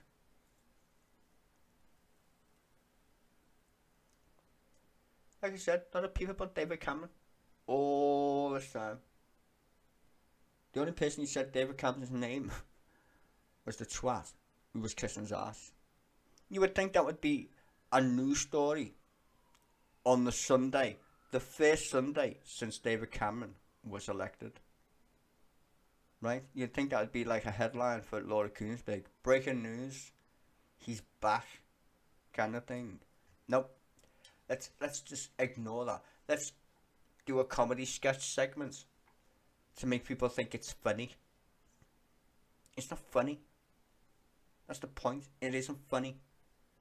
These people literally have run our country into the shitter. Way shitter. Like, I'm amazed. I'm literally amazed. I'm amazed that people can be brainwashed so easily. And just think that this government is even worth any. Just fucking vote them out. What happens to people having riots and shit? I'm not saying have riots, but what happens to people just being like, these are fucking garbage, get them out? Which it's just bizarre. What happens to people going, well, hang on a minute, we should have a national day of strike and just keep going until these fucking get out, because they're actually fucking garbage. And they are garbage. Just, you know what, garbage is useful. You can probably compost it or some shit. These aren't recyclable though. These are just plastic. Just linger around, you know, doing harm to the environment. That's the Tories. Plastic.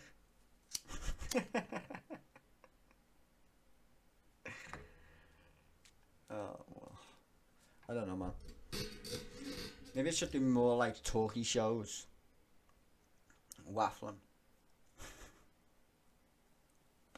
Try and educate my fellow Britons. Maybe.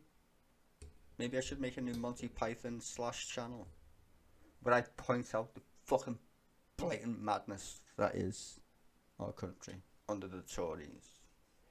Imagine. This is literally the same government to give you pie tax. You can't make it up. What's your first job of the day, Osborne? Pies. What? Yeah. I'm gonna tax Greggs. Are you nuts? Why? What? Why is that? Why is taxing pie a bad idea?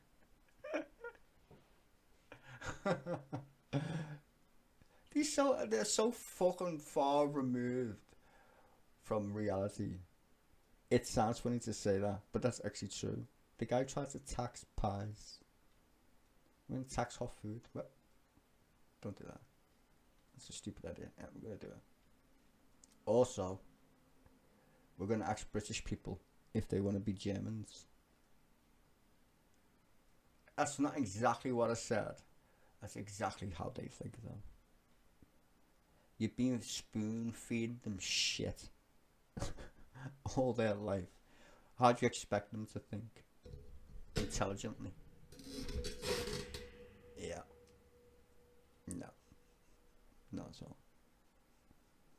The first thing that comes to mind, if you say the word EU, is World War II to most British people. God bless them. It's just amazing how these politicians get away with murder, like literally. People still vote for them, and that's even more fucking shocking. Maybe we should have an IQ test for people before they get to vote. That would be handy, maybe. But then no one would vote, period. If you had to take a test, like, before you voted, which, hang on a minute, to be fair, most people don't vote. So then lies the answer to your problem, I suppose. Let's just not have a government. Fuck it. Let's go back to, I don't know, a king. Just do that, it's easier. Just have a king. Maybe Britain, after all this time, experimenting with this mad shit called a democracy, maybe we just need Prince Charles and King Charles back in the saddle. Imagine how much money we'd save if we just had a king. Think about it. If the king just said mad shit every other day for fun, and people just rocked up and said, can we ask you questions? Like, yeah, sure, whatever. That would still be cheaper than employing. How many people are in the House of Commons? 600. They all get sacked. They're all on, what, 90 grand a year, give or take. So, that's a lot of money. 90 grand times 600. A lot of money. Then, we don't need a House of Lords. We can kibosh that. Right? So that's another, I don't know how many people live in the House of Lords. Sleep there. Fuck knows. A lot. They're on, what is it, 350 quid a day. Don't even need to show up. Need to get paid anyway. It's just mad. You don't even need to be elected. You just get a job there just by being born. Scrap that. I mean, if we got rid of the House of Parliament and the House of Lords, we could definitely have a better NHS. I'm just thinking out loud. Bring back the king. He can't do any worse than these fucking morons, can he? Surely. Apart from bore us to death with his speeches. I don't find that a bad thing, though. Rather listen to... I keep saying Prince, fuck's sake. I keep forgetting the Queen died. Sorry. It's a mad thing, and she's been alive for so long, I keep saying Prince Charles. King Charles. Can't get any fucking worse than these fucking morons.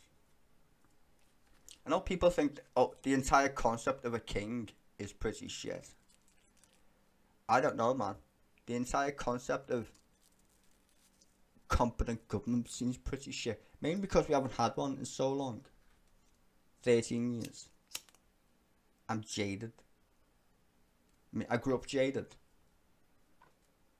I lived under Thatcher. That was kind of depressing. And then I had like sunny uplands of Tony Blair. Wasn't all perfect, but the only thing Tony Blair ever did wrong, and I will say this honestly, the war in Iraq. That's the only blemish on that guy, is he literally invaded Iraq.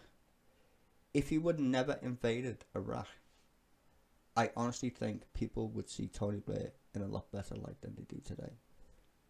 And that's kind of sad, really, because he literally rebuilt the NHS after the Tories who decimated our country. Like, honestly, what the fuck? Way more growth, spent way more on just people in general. Mind you, we did have Gordon Brown there.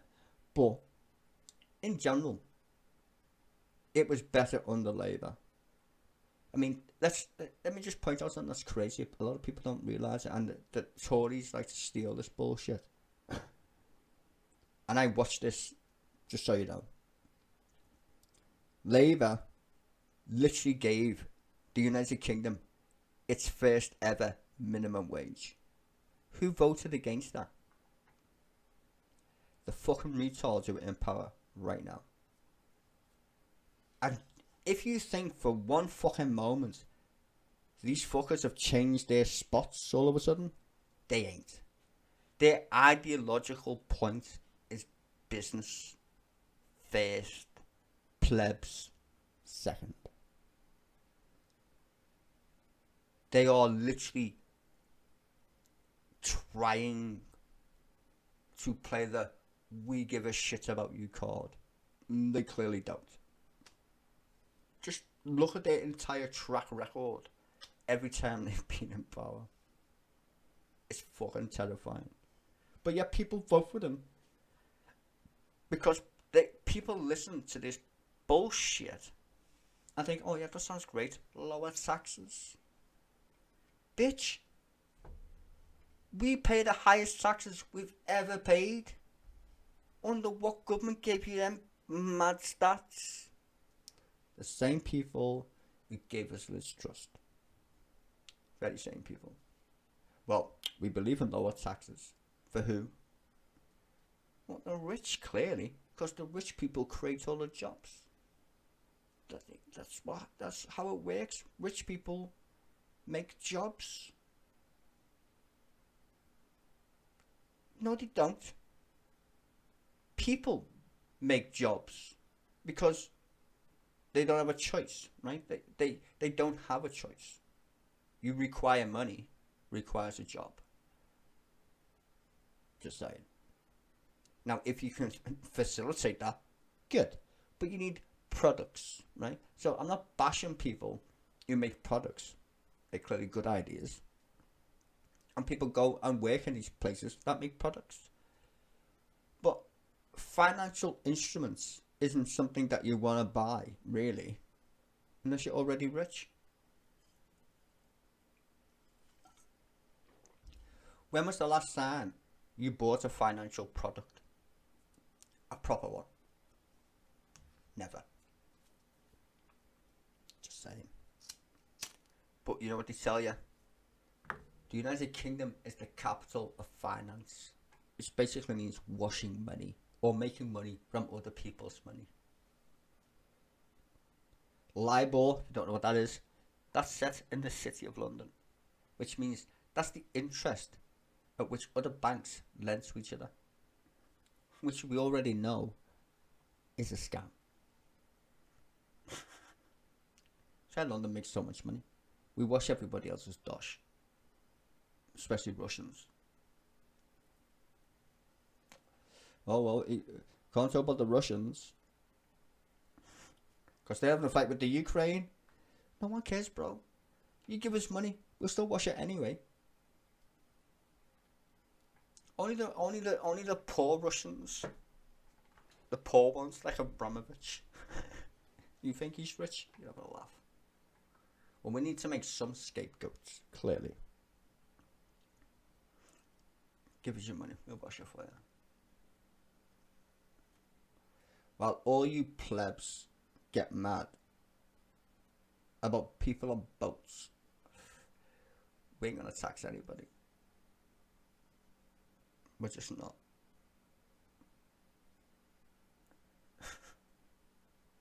Why are people so rich? They don't pay any tax. Well, not enough tax. Good example. In the United States, when they built the interstate highway, that big thing. Let's just put this into perspective, by the way. That thing, it's got more concrete. You could literally pave Britain with, right? It's fucking huge.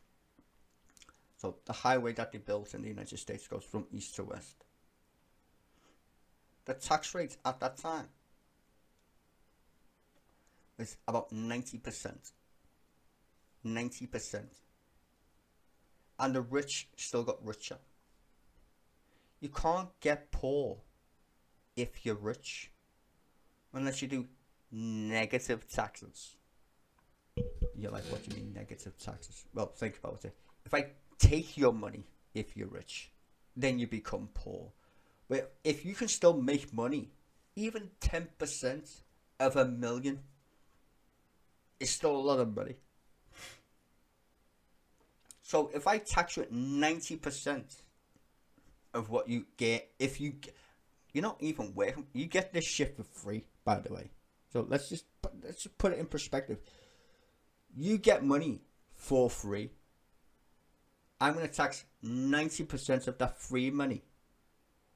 and distribute it to all the fucking poor people who could probably use it because it'll make the economy chug along, right? Which it did, clearly. They still got rich. The rich still had fuck tons of money. So when people say, if you tax the rich, you run away. No, they don't. Ask Warren Buffett. Warren Buffett. I mean, this is insane. It's like literally this is going on today. Warren Buffett is one of the richest men in the world. He pays less tax than his cleaner. And well, I don't need to explain that anymore, do I? It's fucking ridiculous. And he's one of the richest men in the world. He pays less tax than his cleaner does. As a proportion of income. See, when people say wealth tax, what they mean is the proportion of what you make is ridiculously fucking small if you're rich. But if you minimum wage, whatever the fuck it is, right? The vast majority of what you earn is taken.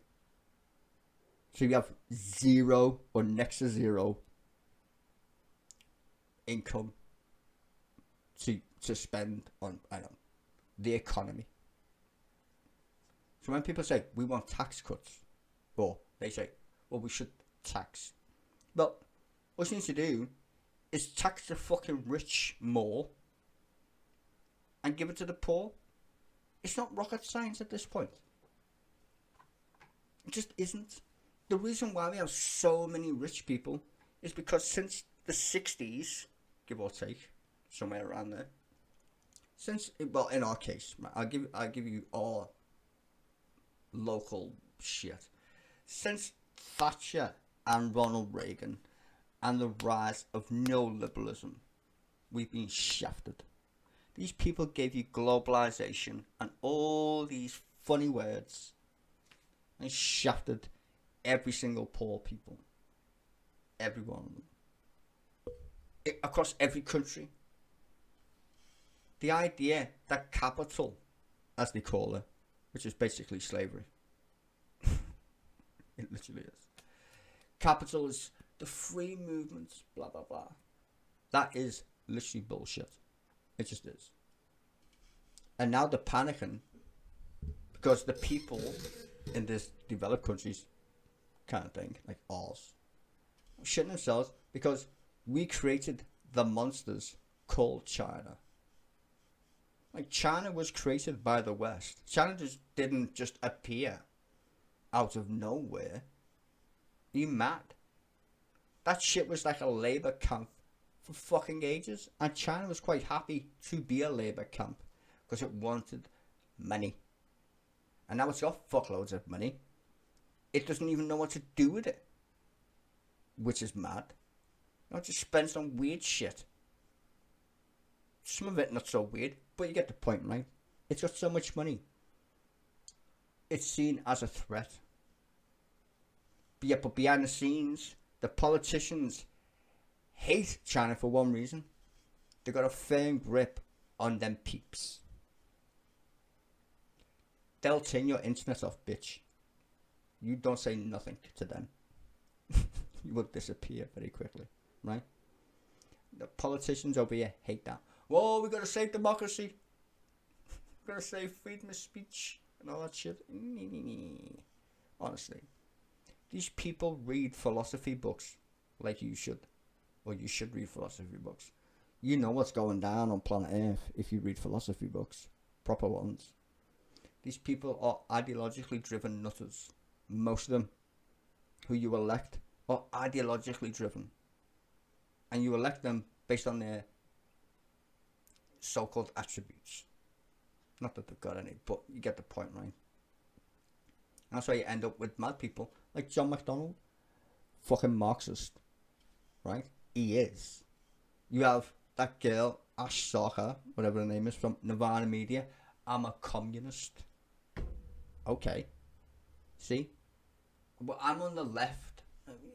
you can be a fascist. Mussolini was on the left, literally. What's your point? Gotta be very careful with these dickweeds. That's why I stream these videos. I don't stream them because it's free, even though I like the idea of it being free, and for me, expats or whatever.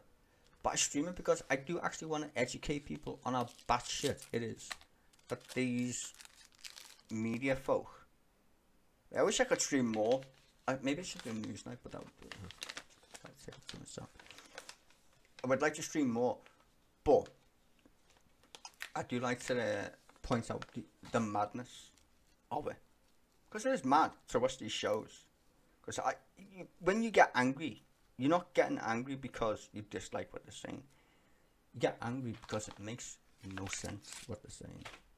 So it's not anger. You get confused. A lot of people do. Oh, the BBC is it's left leaning. It's woke, which is an American word again. You know, Americans. Oh. People don't even know how to use the word fucking woke. Woke means woken up to the bullshit of the fucking right wingers in the United States. But somehow now, the right wingers have turned it into some bullshit about being gay and LGBTQ and stupid shit. I don't know. And you know I know that because I watch way more politics than is healthy for most normal people. I'm sorry. If you can sit through C-SPAN, you'll understand what I mean. C-SPAN is pretty mad. Interesting. I haven't even made a video on aliens in ages. I should do an alien video, to be honest with you, but whatever. I'll get around to that eventually. Aliens, ladies and gentlemen. Aliens. I know, right? Sounds mad. I ain't lying. Aliens. I'll get around to that though. Even, we're saying aliens, literally as someone who loves science, is way more fucking, like, palatable in my head than listening to the Chancellor of the Exchequer talk about tax. I can't take him serious. I literally can't. I'd rather listen to Avi Loeb or, I don't know, David Fravor. Just anybody rather than this fucking clown. Talk about politics. I'm gonna go back to this point actually because it's fucking annoying me to fuck. Where is it? Could just go back. I'll shut up, but I wanna find her. Where she's talking to this gobshite. There he is. Just listen to the shit that comes out of his mouth and listen to her questions. I don't know. Really?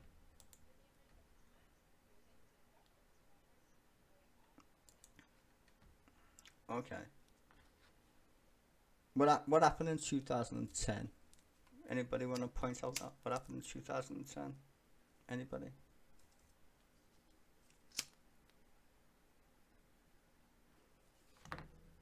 Anybody want a stab at that mad shit?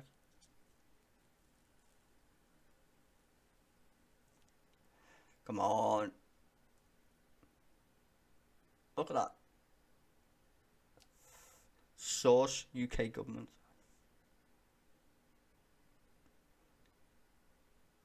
We've made money since they've been in power. And most of that came from the poor. Most of it. Tiny dip. Tiny dip. COVID. Don't you find that astonishing, ladies and gentlemen? Don't you find that absolutely astonishing?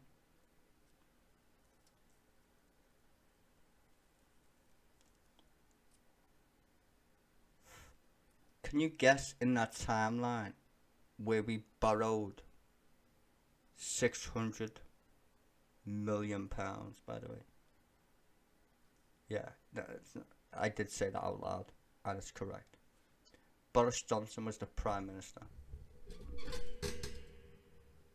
when he won the election against Jezza. Labour's plan in the election was to borrow 400 million quid. Do you know what they said? It will bankrupt the country. Yet in the literal first, I wish I could find it, I'll probably find it later, make a video on it.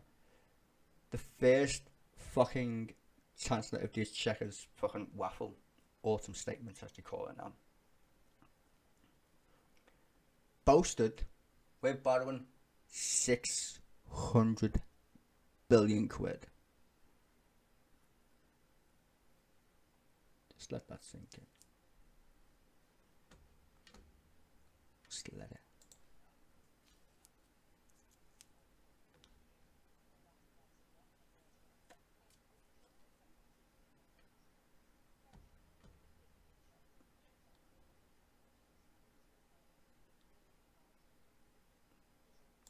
Wow.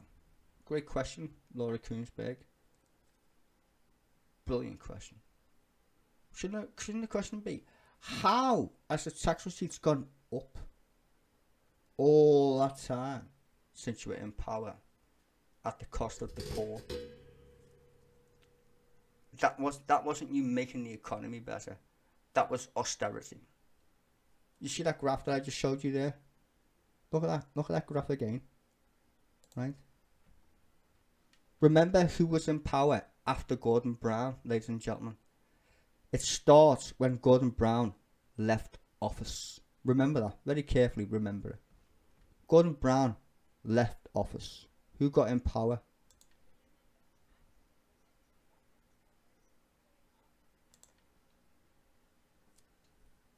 There you go. Austerity for the win. And yeah, somehow, we have the highest taxes ever. People go to food banks. When you ask how did you collect all that money and still fuck up our economy on an epic scale? Wouldn't you think that would be a better question, Laura Kuenssberg? It literally is. From the start of the Tory party, when they got in power with the Liberal Democrats, all the way till now. The little blip right there, COVID. Look at that. You want to tell me I'm fucking crazy? There's the government's own figures there, right there. That shows you austerity. Boom. Don't need to make it up if you pay attention. They tell you all the information you need to know. Which is fucking nuts. Let's keep going. And listen to the fucking weird questions that Laura Kuenssberg even asks anyway. What the fuck's going on there? Oh yeah, I thought she's a fucking moron.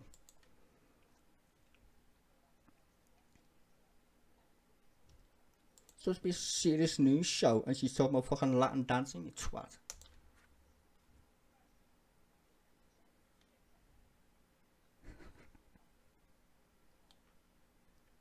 Yeah, because they implemented it. They literally implemented it's really hard. They did that themselves. They literally did it. How the fuck do you think we got here, Laura Kuenssberg? You just literally seeing the same graph as me, but you forget that they implemented austerity for fucking years.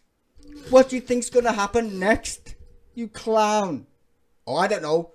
Do you think people find it really hard to fucking get on in life? Really? Fucking really? And then you're gonna listen to this twat talk complete bollocks.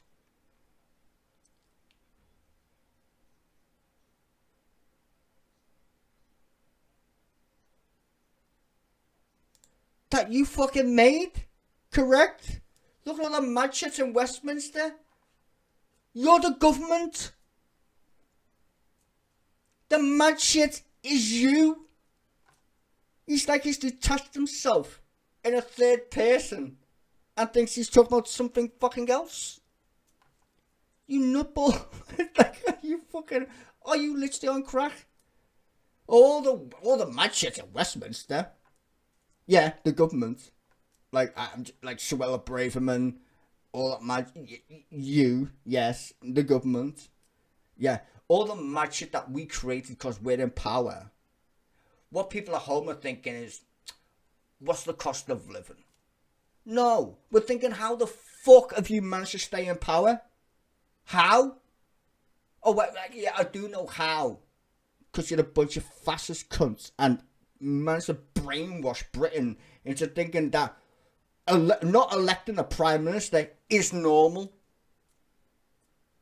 Not electing a prime minister is normal because we're the Tories. And it's in our party manifesto not to give people the fucking chance to elect a fucking leader of our country. Gotcha. Did you vote for Liz Truss, ladies and gentlemen? No. Drum roll. Did you vote for fucking, Russia shouldn't? No, you didn't. Did you vote for Boris Johnson? Yes. Because that was an election.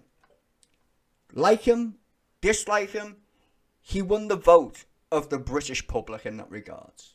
Right? He was entitled to be Prime Minister. He was voted for, whether you like it or not.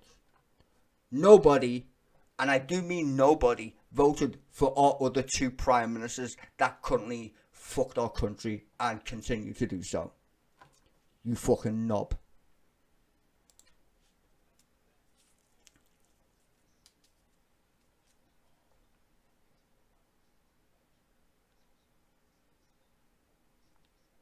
A pledge. We're gonna get it down. It's a pledge. Shut up, you fucking muppet. It's not a pledge. It's a fucking aspiration at that point. Begging if the markets settle down. Do you know what the fucking interest rate in the United States is? Fucking 0.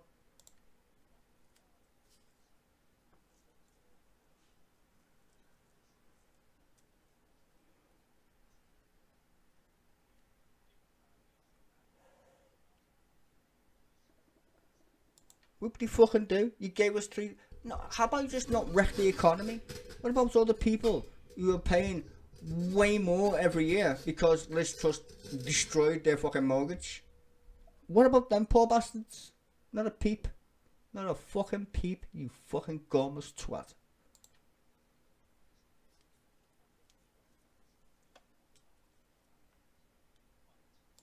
But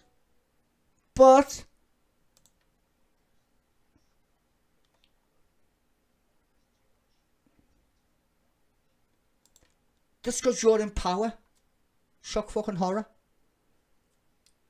You're in power. That's the negative bit of our economy. You exist. How the fuck did you go to the open market and say, do you want to buy some debt, and then say you're paying for it with a straight face? Who does, like, what kind of fucking weirdo does? Oh yeah, Liz Truss, she did that.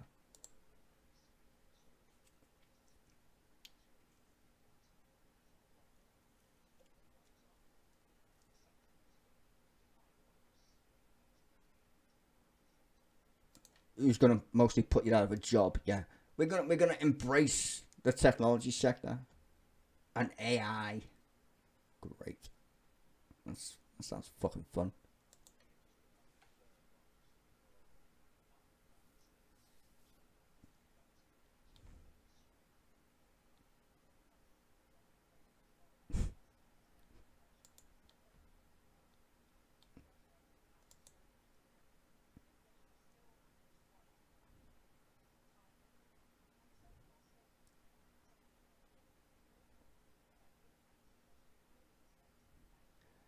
It's a bit awkward.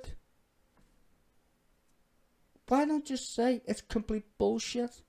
Why are you taking credit for something that you got no influence over whatsoever? Zip. Nada. Nothing. The Bank of England is independent. Thank God for the Labour Party again. It's the Bank of England. It was the Labour Party who made the fucking Bank of England fucking independent.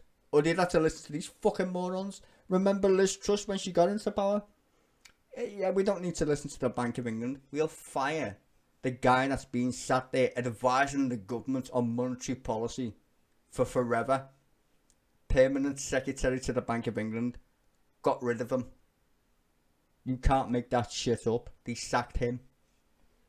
And you wonder why it went to shit afterwards. Like, it's fucking bizarre. It literally is bizarre. They got rid of the very guy that advises the fucking government.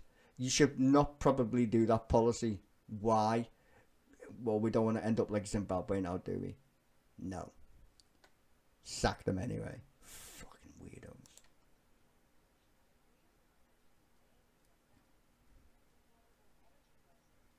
Yep.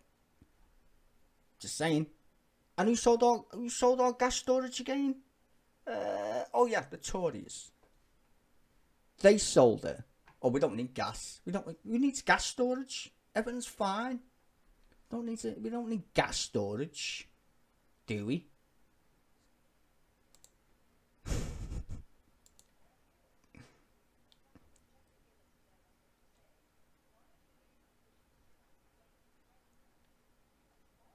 Because they're fucking idiots. This is a viewer, ladies and gentlemen. At least someone's paying attention out there in our blighty, right? In our country. At least someone's paying attention. It's literally there, a viewer.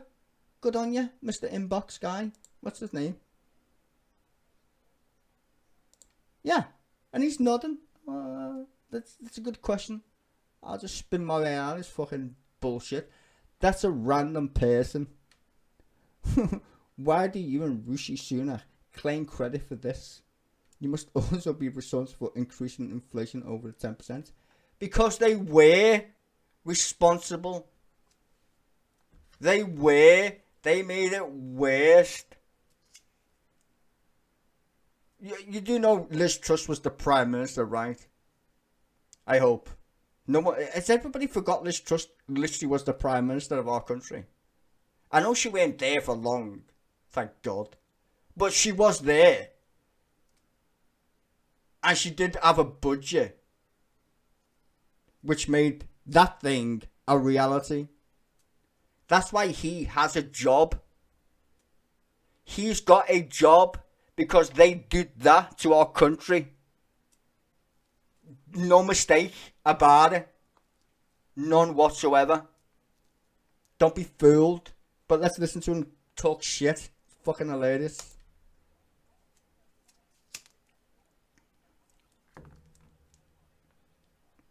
Well, we know why inflation went up. Yeah, so do most people. Let's fucking trust. Ring any bell. Oh, he's gonna blame the world economy. Some extravagant bullshit. It was fucking Elon Musk. Elon Musk did it. He fired a rocket into space. It was his fault. It wasn't the government. No, it definitely wasn't them. Definitely wasn't Liz Truss. No. Which had nothing to do with how that got that high. Nothing at all. It would have been high, don't get me wrong, because literally global interest rates did go up. Everybody, you can accept that. The point is, though, caveat, it went up even more because we didn't elect. Some fucking retard thought it was a good idea to put Liz Truss in charge with quasi fucking Quantang. I mean, wow. It got to 10. It should have been about 6. And stopped around about 7-ish, maybe. It got high as 10 because of these fucking morons. Ugh. Yeah, it would have been a good idea to listen to the governor of the Bank of England, right? But because you're so up your own ass, you literally sacked the guy who literally sits in the Prime Minister's office, who's a permanent secretary. Let me point this out, ladies and gentlemen. His job is to talk to these fuckwits and say, that's not a good idea. What are you doing? Don't do that. And they sacked him. You do understand? Liz Truss sacked the guy who tells them that's not a good idea. They sacked him. Literally sacked him.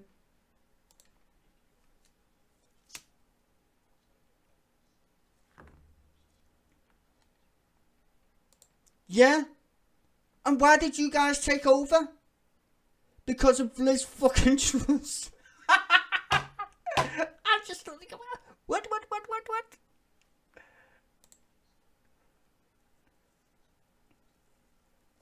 Yeah, I totally agree with that. But your predecessor didn't. Clearly, is the point. Your predecessor didn't.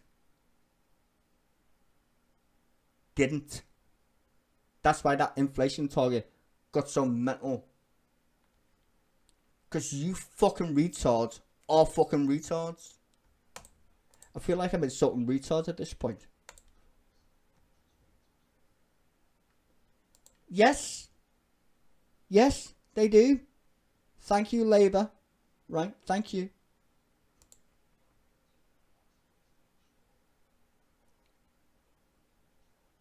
Yep. We have borrowing and debt under control. So asking the rich people to pay for borrowing isn't how borrowing works, technically speaking. The rich are supposed to make money when they lend it to you, not lose money. I'm just like, that's literally not how it works. Can I borrow some money from you? Yes. How much are you going to pay me back? This amount. Okay, here's your money. Can I borrow some money? Sure. How much are you going to pay me? No, you're going to pay me. Whoa, what? Hold on a minute. What? No, that's not how this works, bro. That's not how borrowing money works. No chance.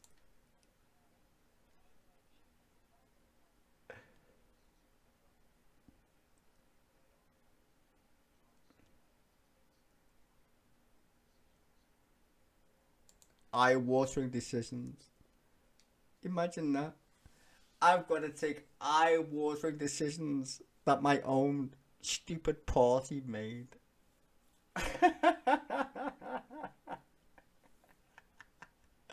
Cause we fucked it up. Let's trust. Like, literally listen to what he's saying carefully, people.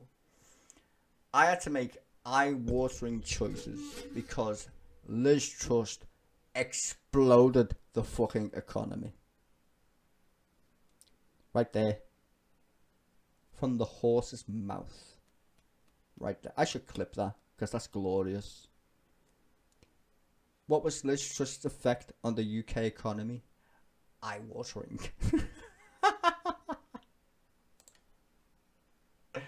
I love it. It's beautiful.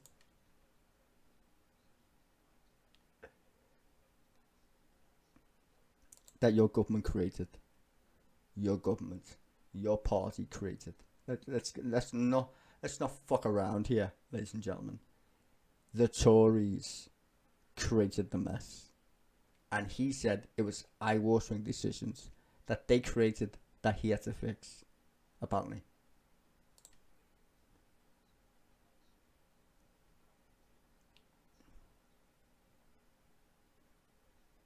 Wow. Yeah, after your government played a part in shooting it through the fucking roof. Into the sky. Oh my days. Imagine voting Tory with honestly a straight face. Fucking immense. It is, wow.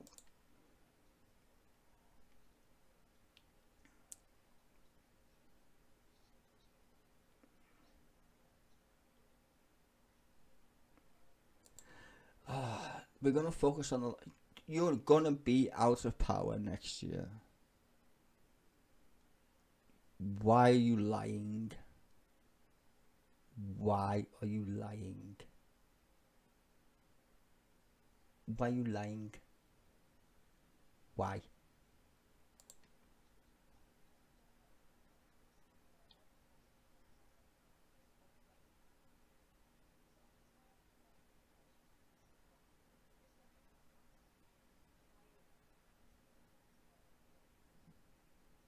Yeah. Where's it gone? Where has all the tax gone? Tax cuts for the rich. Exactly where it's gone. Redistribution of wealth. Or as I like to call it, thievery.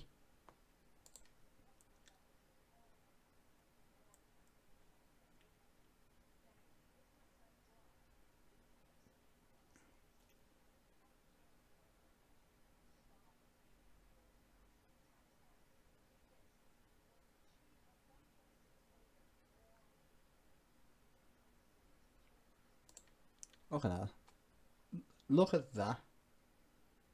1.61 million people paying a higher rate of tax.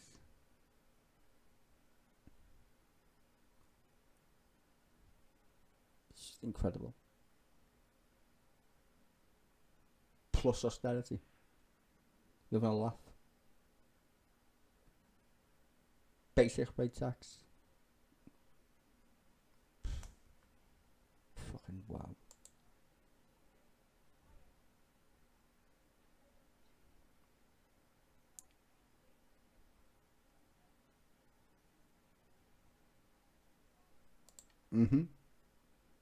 They've got lots of money.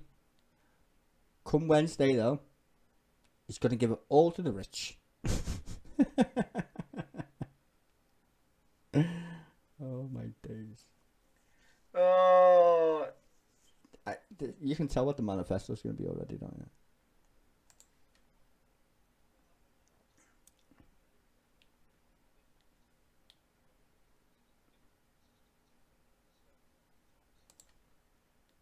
Why were they difficult though, Mr. Hunt?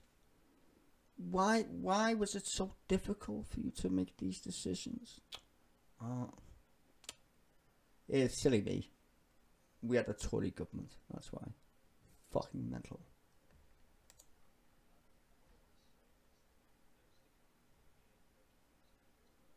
Yeah. Who was never in power, but okay. Yeah. Wasn't in power. Kwasi Kwarteng was low.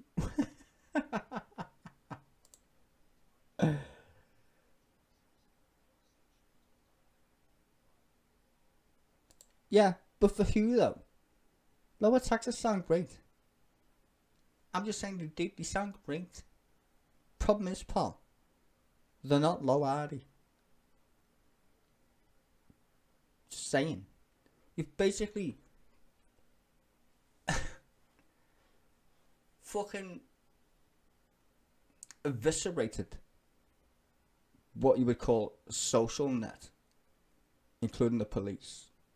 And then this guy has the fucking brass balls to say it's very hard as a Tory chancellor, as if like that makes any sense in the 21st century.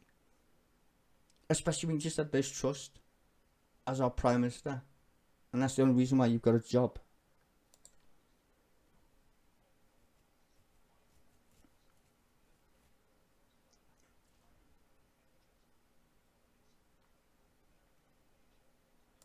North America and Asia,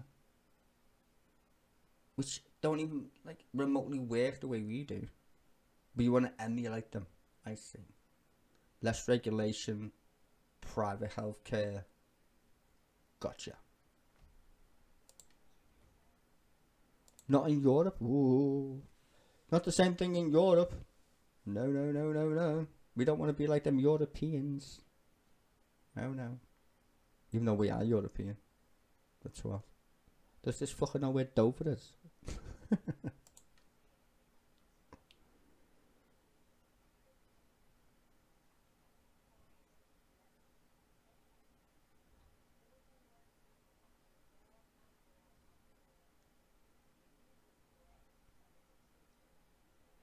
Do you regret it?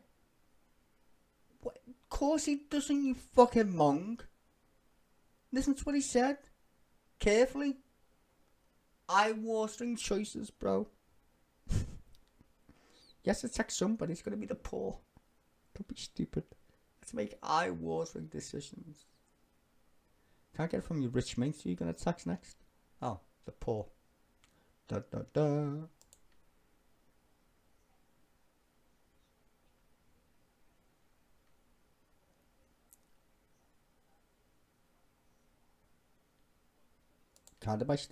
No, it was literally in the open. Literally in the open.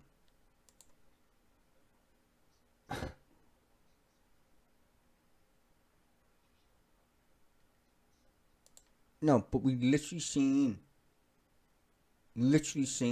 it unfolding, and your government did completely nothing. You can't make up the incompetence of the government. Oh, we can, because we've read it. There's a COVID inquiry happening as we speak. That's your government, pal. So don't say nobody expected it. We could see it. It's called Italy. Everybody could fucking see it. You prat.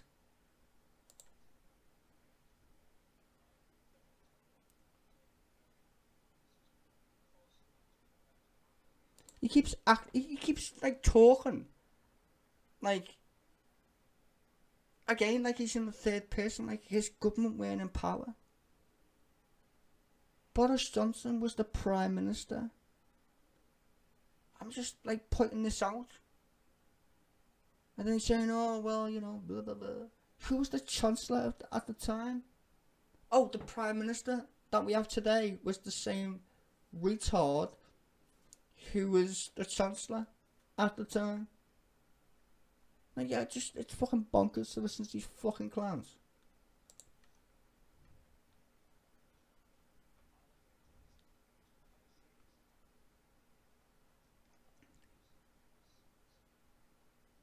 Which means he's gonna give it to the rich. I'm only gonna do it responsibly. Okay, yeah.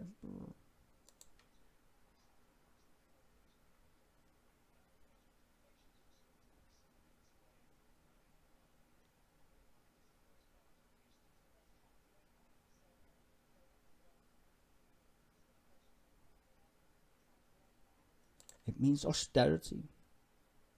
Literally that little graph that I showed you, exactly the same fucking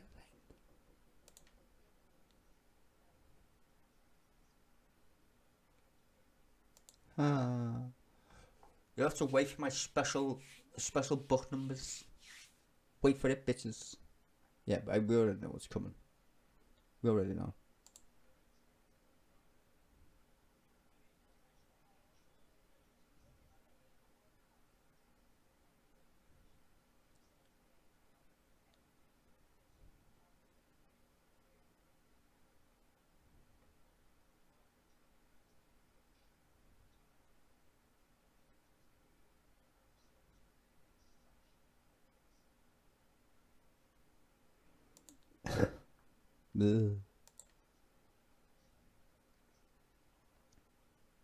Yeah, listen to Siobhan. We want to do the whole business thing. Growth. Oh, okay, buddy. I mean, the fact that he's in a job is mind-boggling at this point. How the fuck have you got a job? And he says shit with a straight face. How?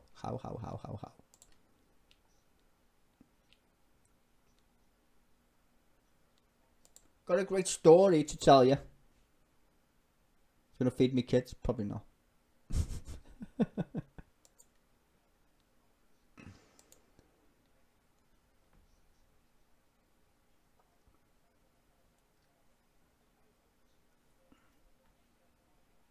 Yeah, at the moment it's dead.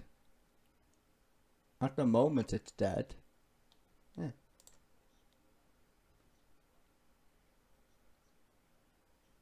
Yeah, which has got nothing to do with you. Thank you for pointing out the fucking obvious. Just saying. You just said it for you if you wanted to know. Did the government have anything to do with bringing down inflation? Yes or no? No. They did have an influence putting it fucking up though. When you try and borrow from the rich people and then tell the rich people they're going to pay it fucking back. Explode the mortgage fucking sector and the bond sector. And then get charged a premium for saying, no, seriously, can we just borrow some money now, please? Like, you took the piss last time. We want extra money. Extra. Does nobody remember that? Does nobody remember that? They literally said on TV, we're going to get charged a premium now. Because these fuckers are so incompetent. Fucking twats.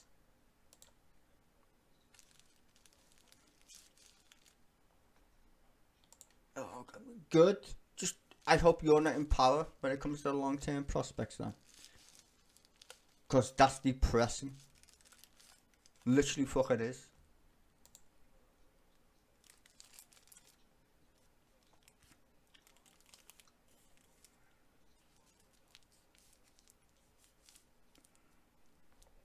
But you're the reason why there's negativity.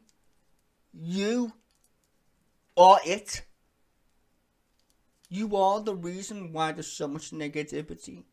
Your government is fucking trash.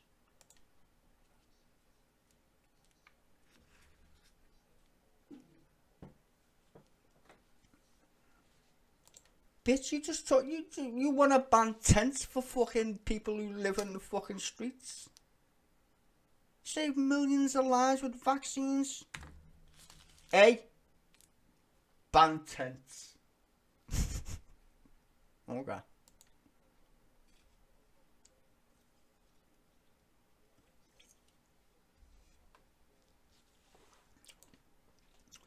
Ban tents.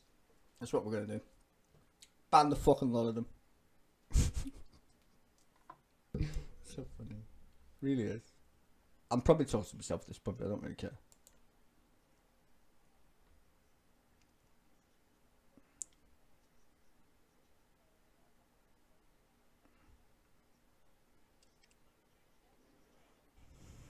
Wow, imagine that. There's still time to change shit. I mean, I can just make shit up as I go along, clearly. There's still time to change shit. What's your problem? What is your problem, bro? I can change it. Give tax breaks to whoever the fuck I want. Biatch. I can change it.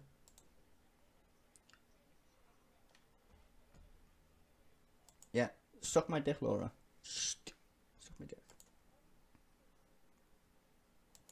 He hasn't got any principles, but good question anyway, I suppose.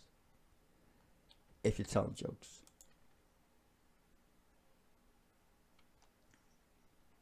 No, we already know they're going to cut inheritance tax. It's literally been leaked already. That's one of the apparent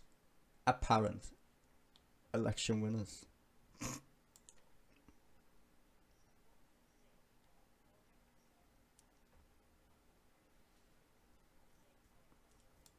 Nothing. It just says nothing. It just says the Tories.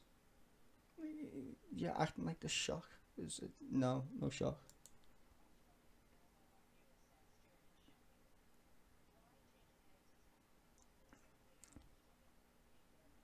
Yeah. How to not answer a question? Let's see. No, not asking to confirm it at all. But we're gonna post a question anyway, just to see how you wriggle out of it.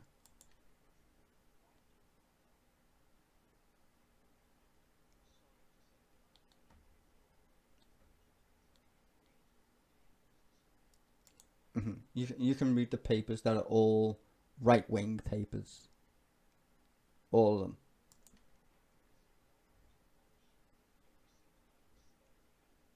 No, I doubt that. But yeah, ha ha ha ha, funny man.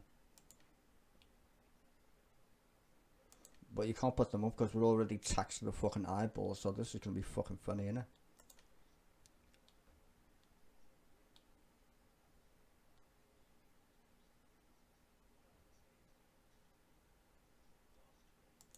What I would say to Stuart is, I'm not going to answer your question, but I will say this.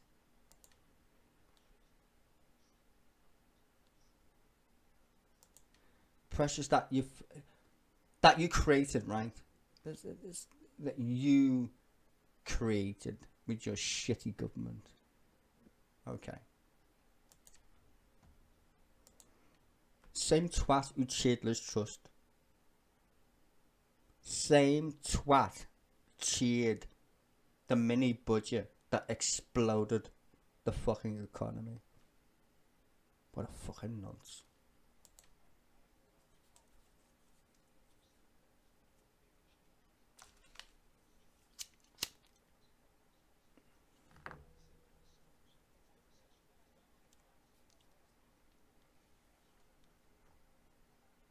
I'm not going to answer it. Well, we gave money to the poor, so what are you complaining about me giving a tax break to the very, very, very, very, very, very, very, very rich? What?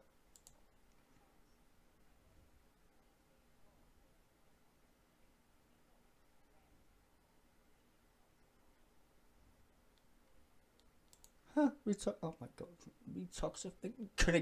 It's what? It's already toxic.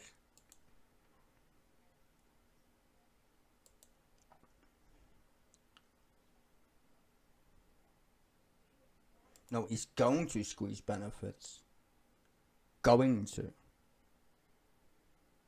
Like, literally going to. You just said it before.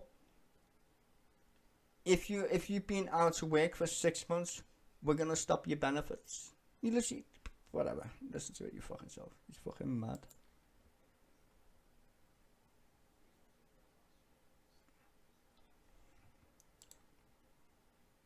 But that's not answering the question. Saying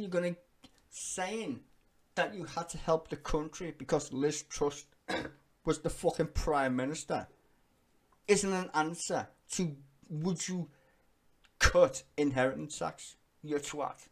Not even remotely the fucking same thing.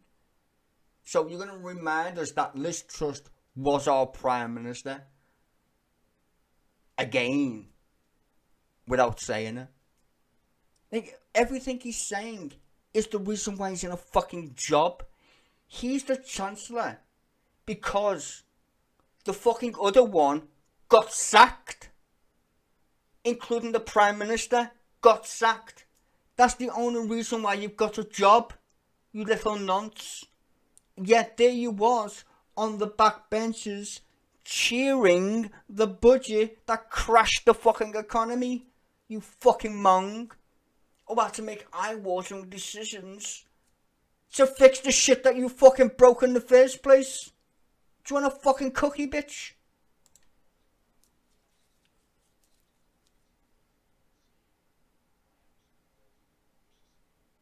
We were both appointed because of the tragedy that was our former Prime Minister, who, let me not remind you, lasted less than a lettuce. I mean, do I need to point out reality to this fuckwit or something? He's acting like somehow we got invaded by Russia or some shit. The sky fell down. Aliens popped out of fucking nowhere. No. No, no, no, no, no. Your government is fucking shite. Is the fucking problem. You only have a job for that specific reason. The last two idiots that were fucking employed got booted out, and rightly so, because they were fucking crap. Nobody fucking elected them, you fucking moron. Unless you count dead people. Just saying.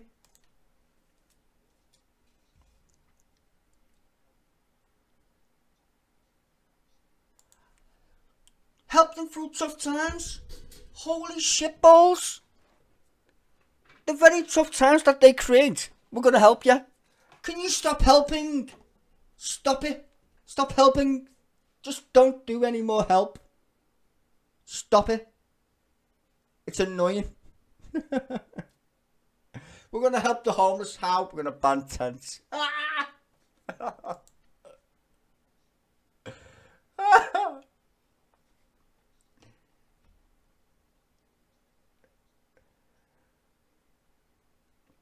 Yeah, we're going to unlock jobs. Yeah, okay, but...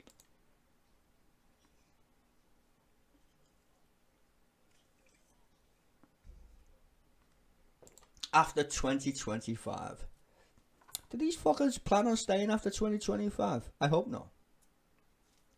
The IMF said we're going to grow after 2025. I guess that's good news for Labour then, isn't it? When you think about it. A ray of sunlight for Labour.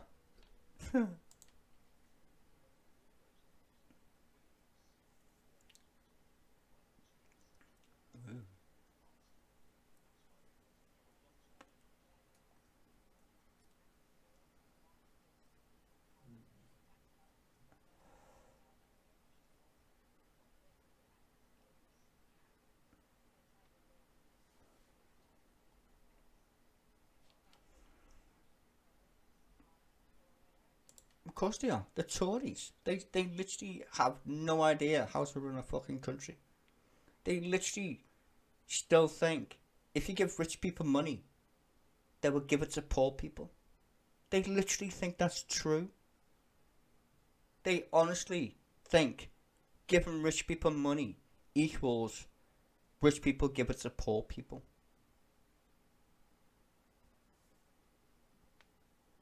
Okay.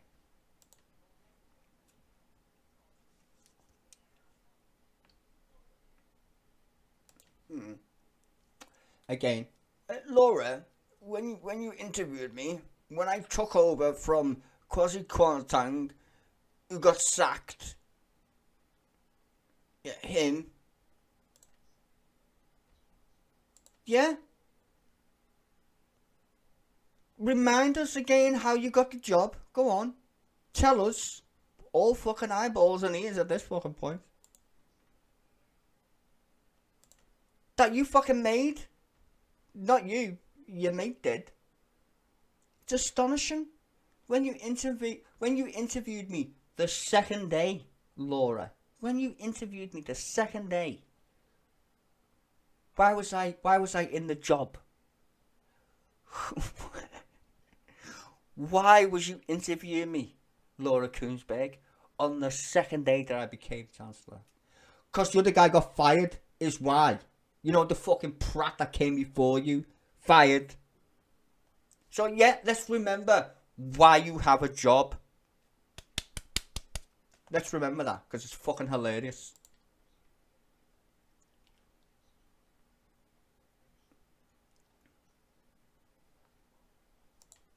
Fuck all. Nothing. It's not got any better. The last time I checked, right? It hasn't got any better. It just hasn't.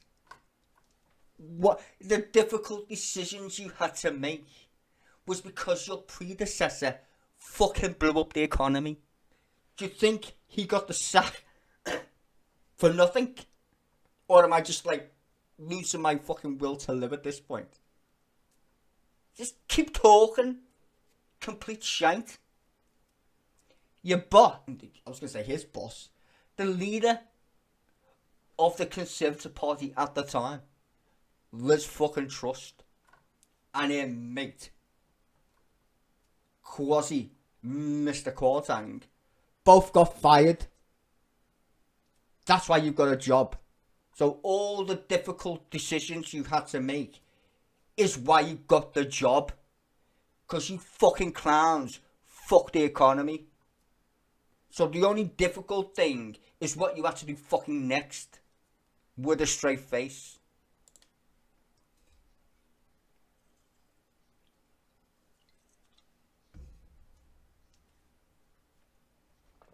You didn't have a fucking choice. Am I supposed to clap? Am I literally supposed to clap? For this fucking gobshite who gave people 90 odd billion quid? Like, really? When you created the fucking mess.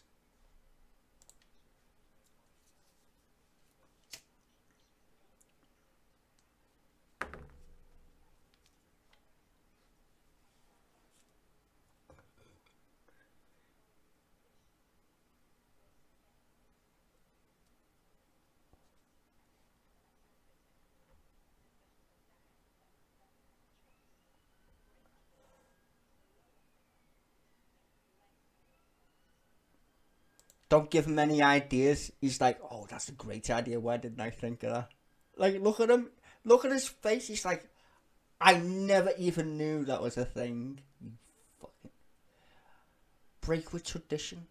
We prorogue Parliament. I mean, fuck it. Might as well. Yeah, give me ideas, Laura Kuenssberg. Give me ideas. Or maybe he already thought of it and he's like, you sneaky little bastard. Oh, come on, say it. Come on, give us a tease. Which one? That you're gonna not use? Yeah, it sounds like it. You're like, oh. I'm going to go back and change that. She just said, break with tradition. What, like vote for a prime minister?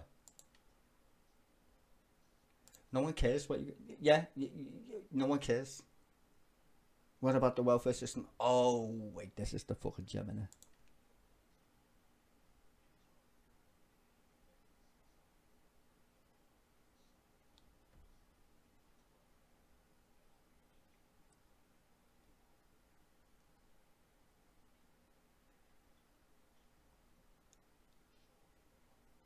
So hold on then.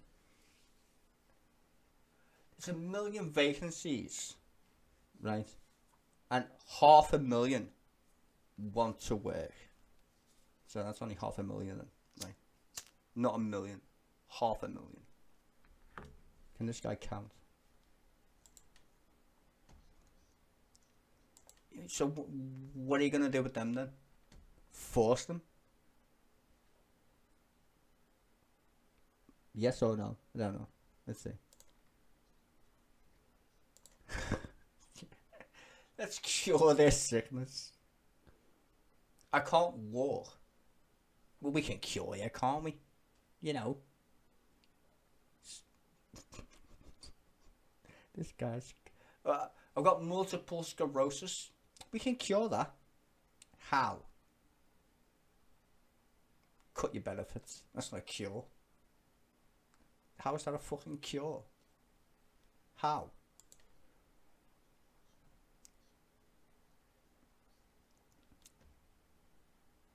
Why? Hold on.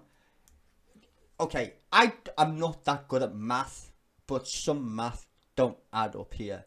He said there's 1 million vacancies in the workplace. He just said that, right? There's 1 million people that don't have jobs in the workplace, right? And then he said there's 500,000 who want to work, who don't work.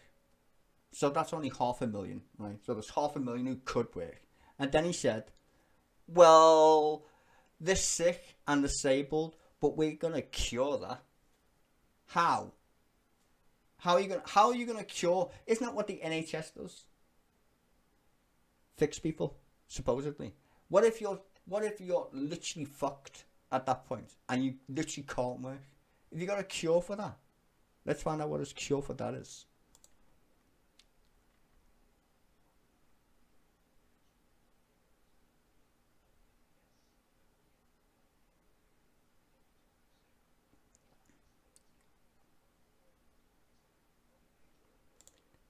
They're tramps who live on streets.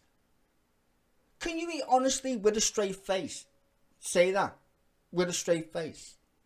There's literally people who just literally claim benefits who are fit for work. They'd have a fucking job, you stupid fucking retard. Most people in work, he should know this, he's the Chancellor, or have fucking benefits. You fucking moron.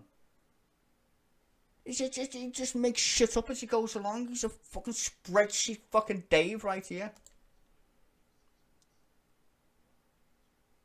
Wow, if you don't engage for 6 months, engage. What are you on about? Imagine, with all seriousness, not engaging with the benefit system for 6 months. Like, I ask anybody out there who lives in Reality Street if that's even remotely possible. Honestly. Are you fucking kidding? If you don't engage with the benefit system, we're going to close your case. Good luck not showing up for one universal credit appointment. Just so you know.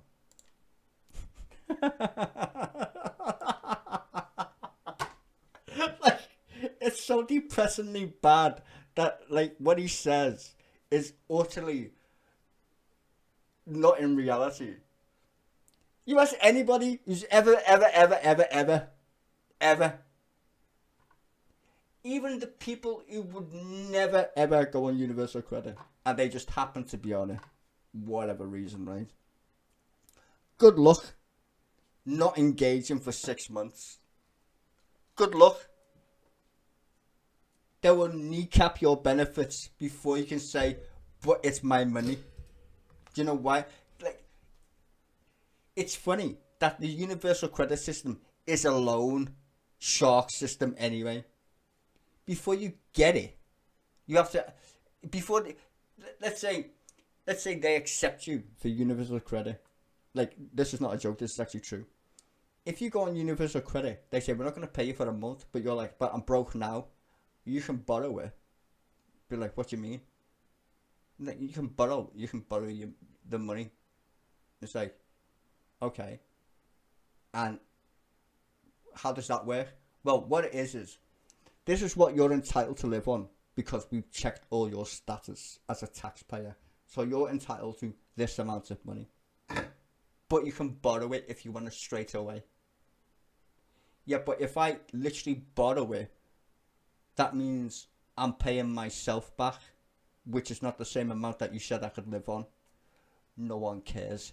The computer says this, not me. That's literally the answer they give you because people are that fucking stupid. Like, this is not a joke. This is literally how the benefit system works in the United Kingdom if you've never been witness to it. It's so backward, you literally couldn't make it up. It's like a version of Little Britain. In fact, it's worse than Little Britain because Little Britain is actually a comedy show. This is actually Britain. They make you borrow your own money and think that's fucking funny. And this twat now is telling you that if you don't engage for 6 months, which is like the most remotest possibility ever, no jokes, we're gonna stop your benefits. Okay. Keep making shit up, pal. I'm all eyeballs and ears.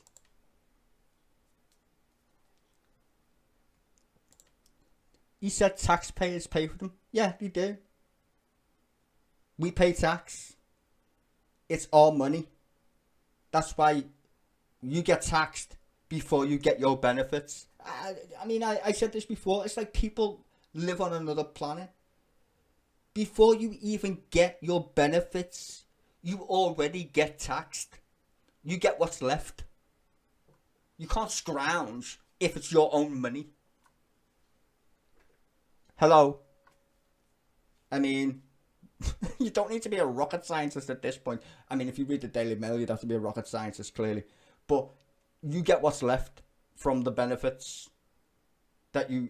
If you claim for a benefit, right, you get taxed before it.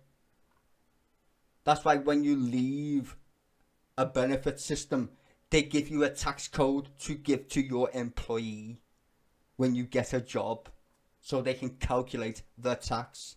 And I bet you, most of you, reasonable people who have been in that circumstance, will know that you only get taxed the year later, technically around April, from Her Majesty's Customs, right?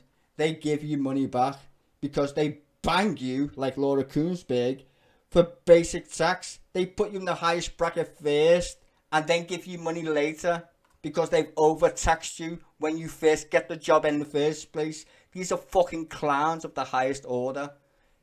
Fucking stupid people.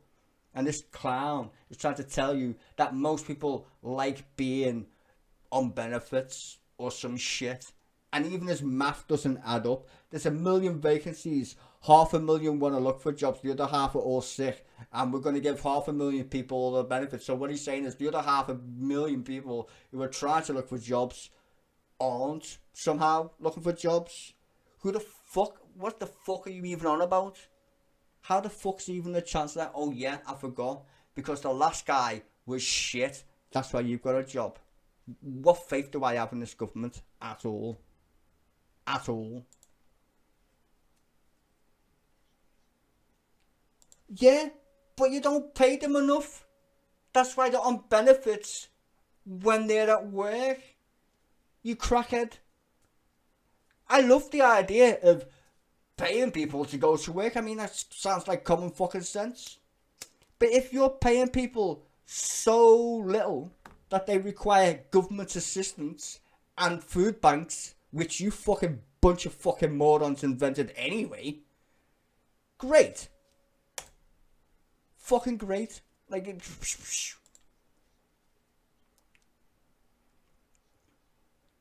yeah, philosophical difference, which means that we love rich people.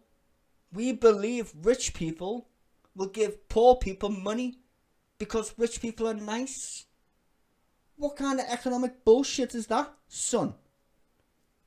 Piss on my shoe and tell me it's raining economics. Trickle down from the top. We know that don't work, bro. It's a fucking joke. More so today than any fucking time in our current fucking history, to literally convince people of that bullshit where rich people somehow like poor people. Why do you think they're rich in the first place? I'm just asking. You honestly think rich people give poor people money because they feel nice? Don't be fucking stupid. Just fucking tax them. Take it off them. They don't need it. They're rich because you want them to keep collecting fucking money and don't spend it. That's it.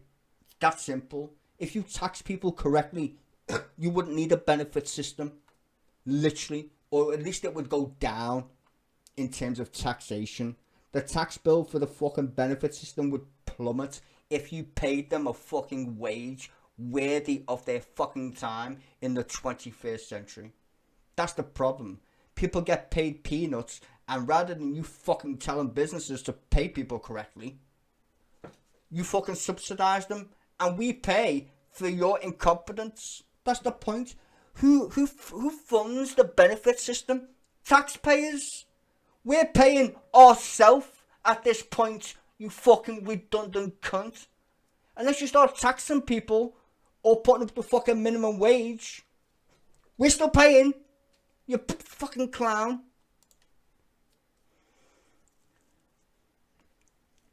You put them on welfare? What bright idea is austerity? I'm just saying, who started this whole entire game? Margaret Thatcher, Ronald Reagan. Fuck people. Be rich. Rich people love you. They love you so much that they're going to give you money. But we're not going to tax them. We're just going to be... I know. What's that word? We don't care. We're not going to tax them. So we're going to get rich. We're going to get the rich people to just trickle it down. Because, you know, when rich people are making loads of money, everybody else makes loads of money, right? Isn't that how the world works, ladies and gentlemen? When rich people make loads of money, we all make loads of money. Fucking no, you fucking clown. Just pointing out the fucking obvious at this point, you fucking idiot.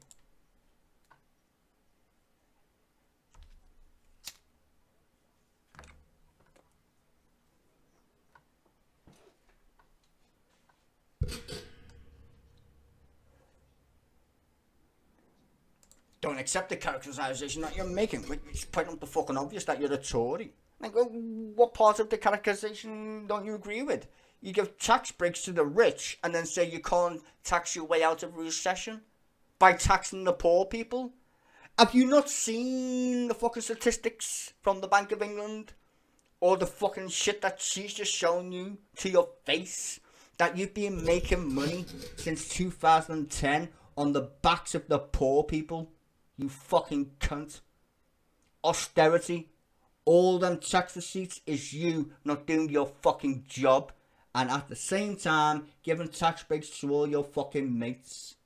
That's literally what that graph's just shown before. Since 2010, you've been fucking making more money for the government. More. And who paid for it? The fucking people. Not your rich fucking mates, pal. There's more poor people than rich people. Let me just point that out for anybody with no fucking brains. So where do you think the vast majority of tax comes from in this country? It ain't the fucking rich. Because disproportionately, we pay way more taxes than any rich fucking motherfucker in this country. That's a fact. So don't tell me rich people give more tax than anybody else. Because they fucking don't. They're rich.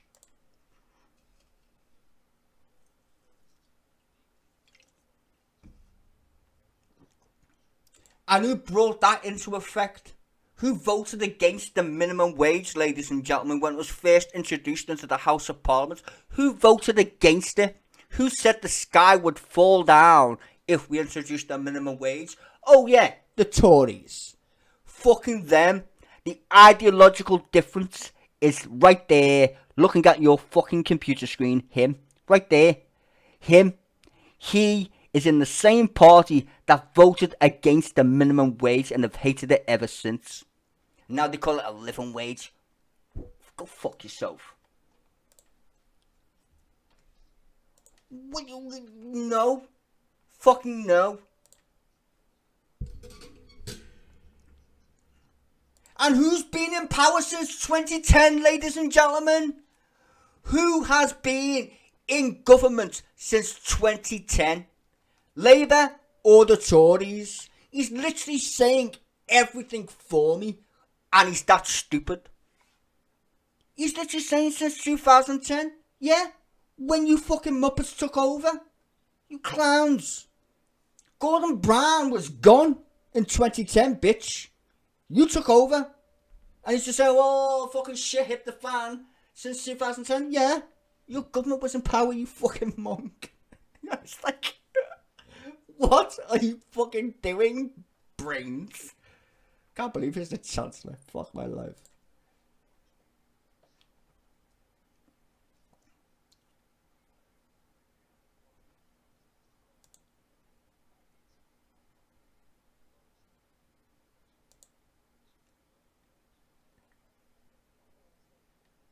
Whoop-de-doo.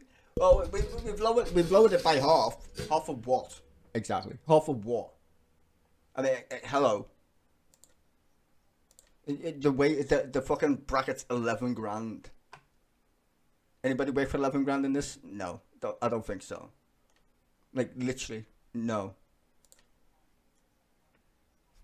Get just a normal job, honestly, doing anything normal. You'd be on about 20 odd grand a year, something like that. Look at your pay packet. Not much left. Don't even dare do overtime, you'll be fucked. Overtime isn't worth your time. I'm just putting that out. It just isn't.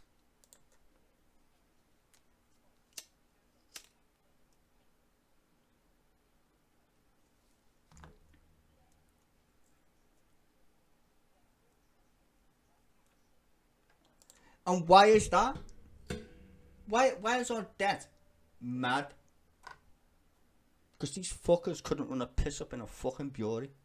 They're not even like remotely close to being able to run a country, but yet here they are in power. These people are fucking nuts. They live in Margaret Thatcher land, and even Margaret Thatcher would think these are fucking idiots. Like, no jokes. Margaret Thatcher would be like, how the fuck are you so stupid and still, like, how do you have this job? Like, seriously. How the fuck do they fucking have a job?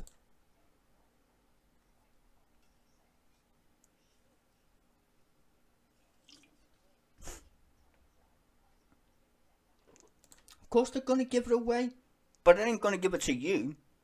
They're gonna do the exact same thing that they always do.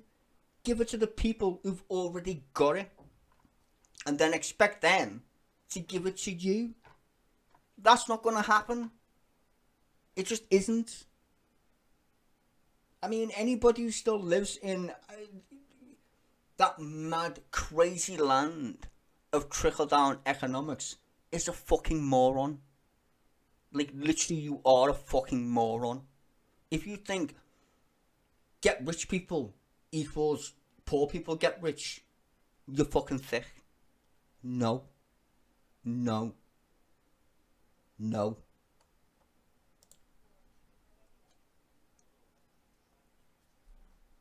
Laura, in case you haven't noticed, it's already pissing down.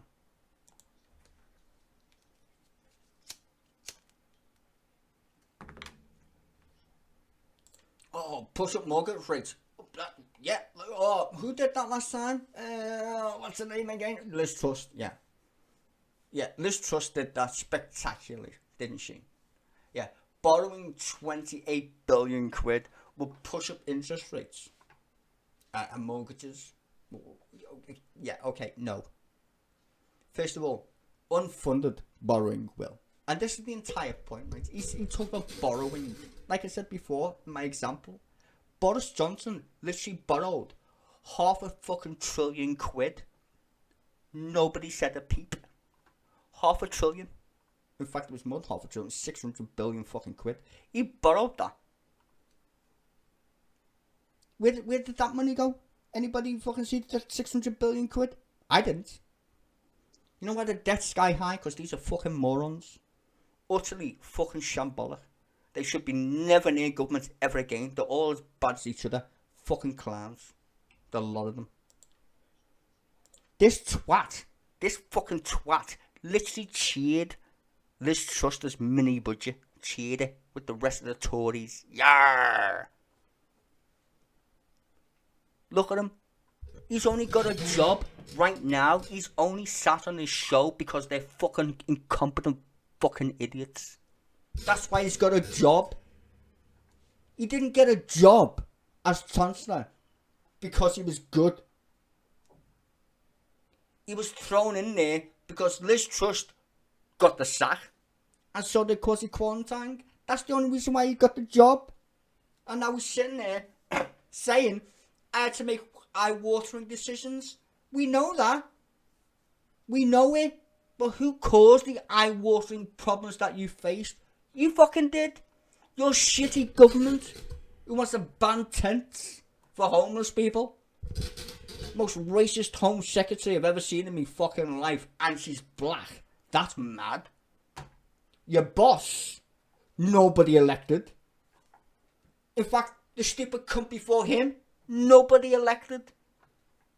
Nobody. And you're acting like I should say thank you.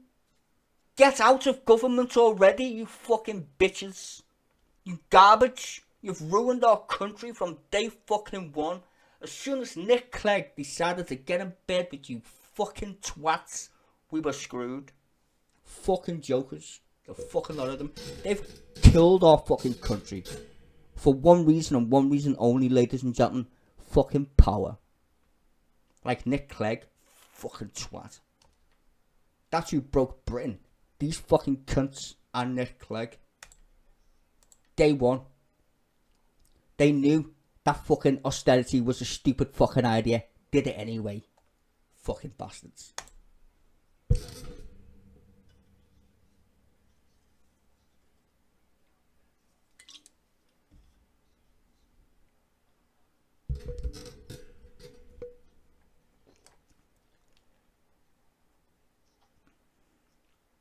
Yeah?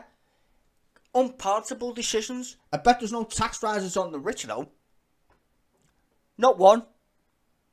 Bet ya. Bet you didn't say, oh, you know, the fact that you're stupidly fucking rich, won't consider that at all. You fuckers on benefits, you're getting nailed. Just saying.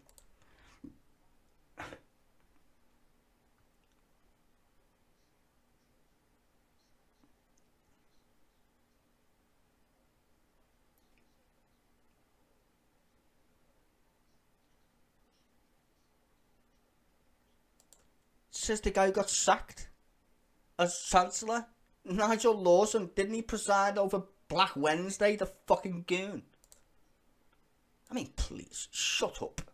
Nigel Lawson, as if like, I was impressed by them either. Really? Really? Do you wonder why Tony Blair got elected, anybody? Does anybody remember why Tony Blair was literally elected in the United Kingdom? Or are you too young to know what it was like before Tony Blair? Some fucking great woman, champion of Britain, Margaret Thatcher. That didn't last long, did it?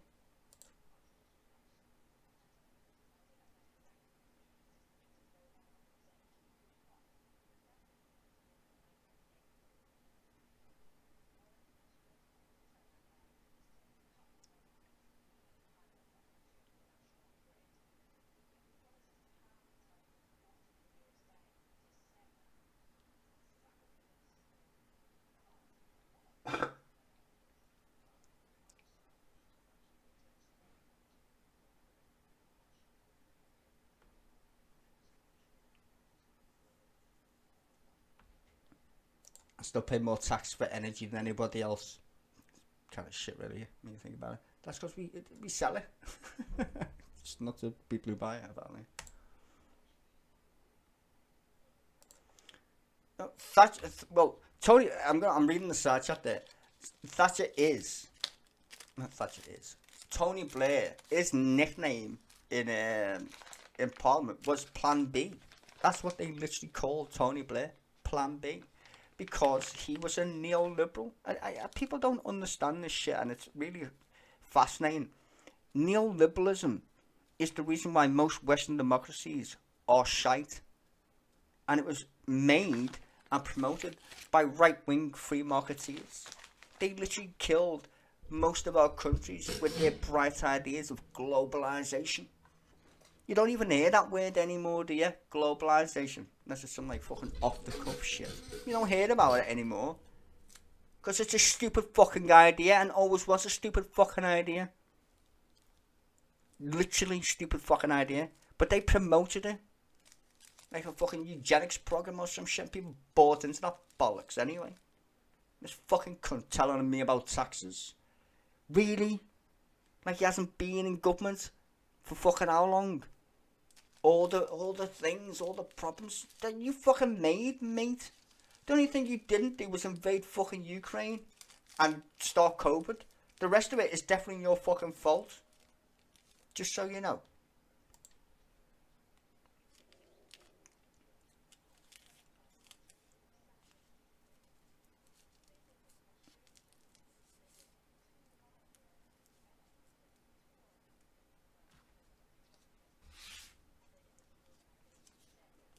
That's because they're paid by the oil industry to do that. The amount of subsidies we pay to the oil companies is ridiculous. Literally ridiculous. The amount of money we give to our oil industry is mental. Mental. I'm just, like, literally look it up. It'll make you cry.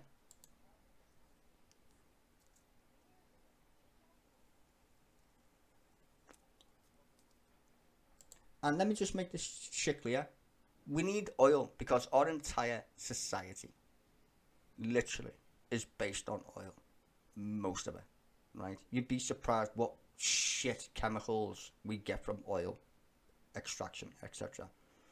Just need to be smarter at manufacturing things. Not easy, but just saying, we can. There's plenty of products that we don't need use oil. Less oil equals good. Even if you don't believe in global warming, right? If you're one of them nut jobs who think global warming's, I don't know, the sun or some bullshit or a figment of one's imagination. Pollution is a priority at this point. Pollution's bad. Taking shit from the ground and putting it in the sky is not a good idea. If you even remotely like science, you should know that's a bad idea anyway. Think of it like when you fart, right? Just saying. That's inside. You fart, you smell it. Just so you know.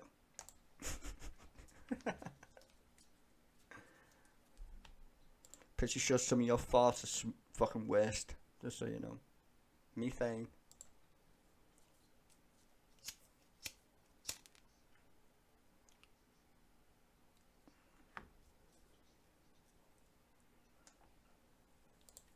Yeah, and who was the ones who voted against it? Your backbenchers voted against the very planning system that would have helped speed shit up. You literally banned onshore wind farms because of their little NIMBYs who live in a fucking village somewhere. It's like, oh, it ruins me view. Shut up, you fucking dead person. Shut up. What, it spoils the view? Do you like lower energy bills? Yes. Shut your fucking mouth. It's only a fucking wind turbine, you twat. Just think of it as a big white windmill, you fucking mong. That's technically what it is, it just doesn't fucking smash grain.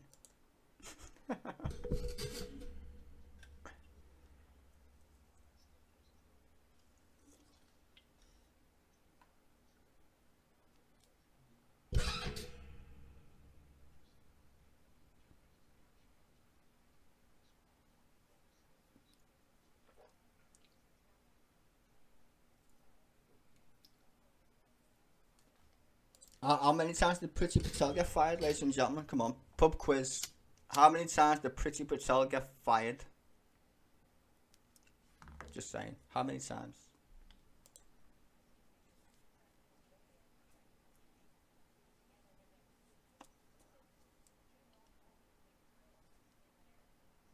So what?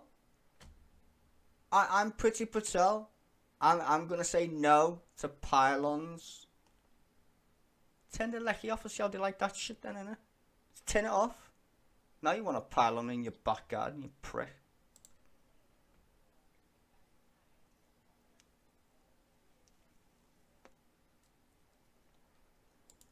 Why don't you just build them and just say, shut up? It's national security. It's like, shut up. Well, we don't like nuclear weapons. No one cares what you do or don't like. We still need them. So, go away. Do as you're told.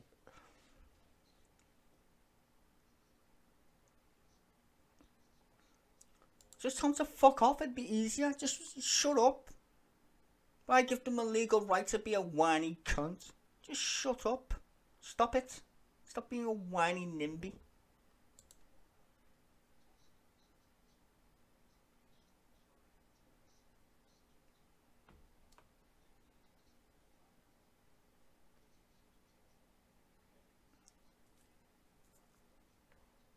I can only see a little head. Can't even see. It's as big as the sign. That's fucking hilarious.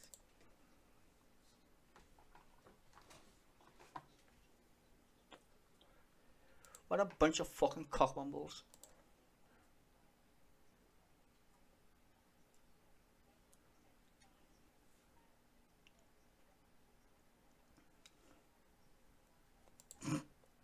Yeah, that was never going to end well, was it? Let's send people to Rwanda, ladies and gentlemen. You sure that's a good idea? Didn't they have a genocide and a war and shit? You know, Hutus versus Tutsi. Yeah. Is it still safe? They ain't killing each other with choppers. Okay, sounds safe. Let's send them there. I still think it's a bad idea. Let's try anyway. Tittats.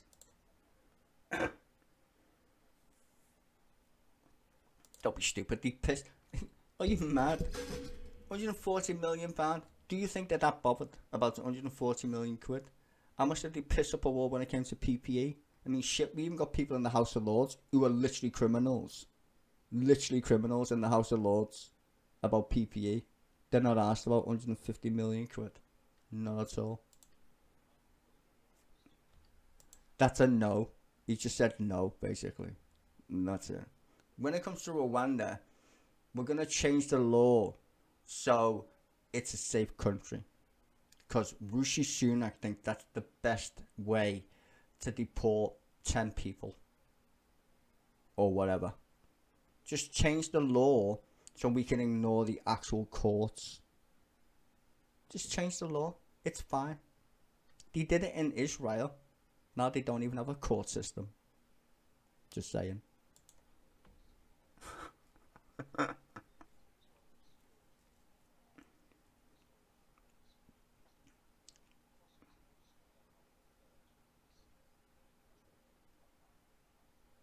Yeah, because nobody wants to come to live. No one wants to live in Britain because you run it. If I was a migrant and I literally knew that you were in charge, I would literally paddle myself back to fucking France.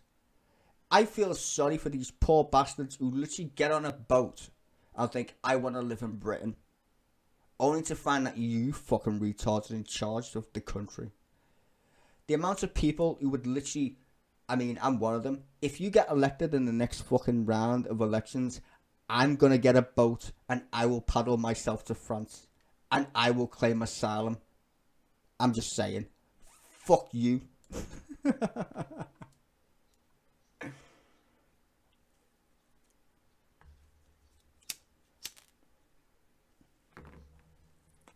Just invade France. You want to stop the boats? Invade France. I don't see the problem. Even the French wouldn't be asked. They're all too busy drinking wine anyway, or whatever the fuck it is. They wouldn't care. They'd just be like, oh, it's just like, you know, Agincourt or something. They wouldn't even care. It's like, oh, the British just showed up again. Who's bothered? Invade France. That's how you stop the boats. Just saying. Like, that's the easiest solution. Oxen's razor, isn't it? The simplest solution is always the best.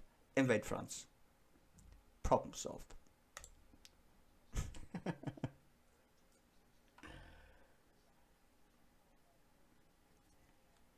I like the way you said that. Elected representatives in Parliament. You mean like David Cameron? You mean like that guy? The guy you just appointed as Foreign Secretary? Do you mean him? Who's not a member of the House of Parliament? He's a member of the House of Lords. You mean that guy? Yeah. I love these guys. They're so funny. Tell jokes all the time.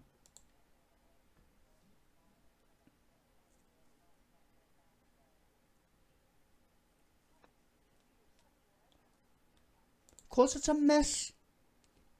When hasn't the Tories been in power not been a mess, ladies and gentlemen?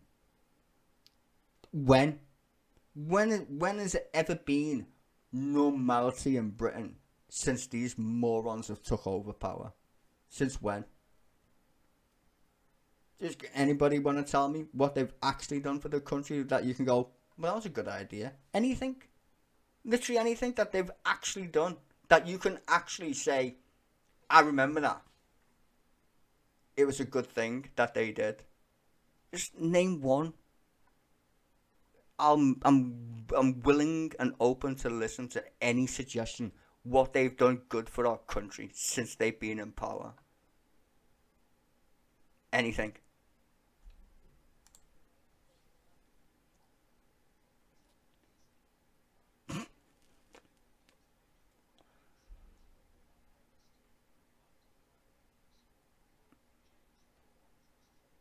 See, we're gonna change the law to make Rwanda a safe country. It's mind-boggling how insane this government is. It literally is. It's insanity. You know, Israel have the same agreement with Rwanda, right? You do know that, ladies and gentlemen, in case you missed it on the news. Israel literally had the same agreement as what the United Kingdom were trying to do with Rwanda. Exactly the fucking same. Let that sink in for a moment.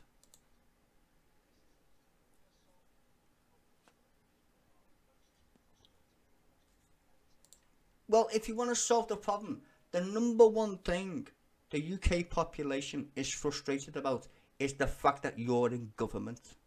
You can solve that issue right away. Have a fucking election and we can kick you out.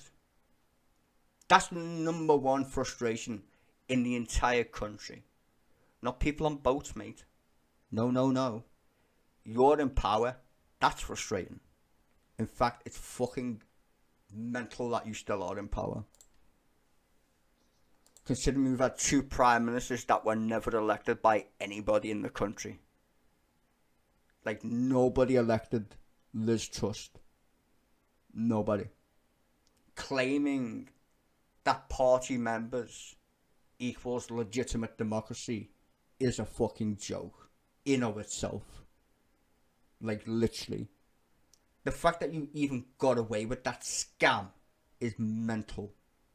Like, literally.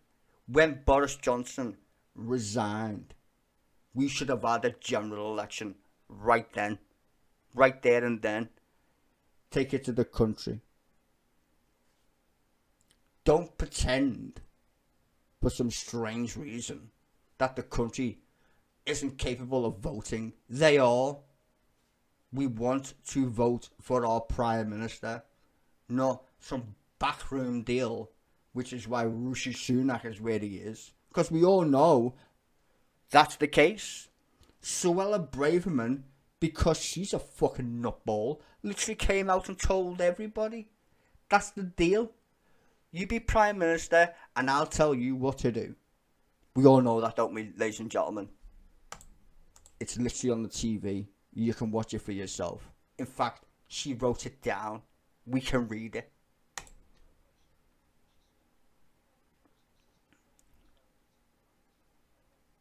Well, you would say that. He kept you in a job. You muppet. Most determined, no one elected him, bro. He's only got the job because Liz Truss was shit. Like, do we not understand the fucking trajectory of your fucking job path, bro? She got elected by party members. About 2,000 of them.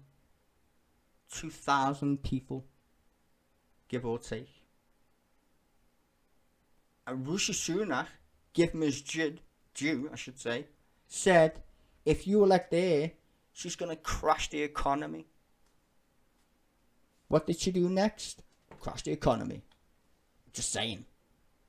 He was put in after she was. Someone put Rishi Sunak in power, please. He's the only one who can count to 10.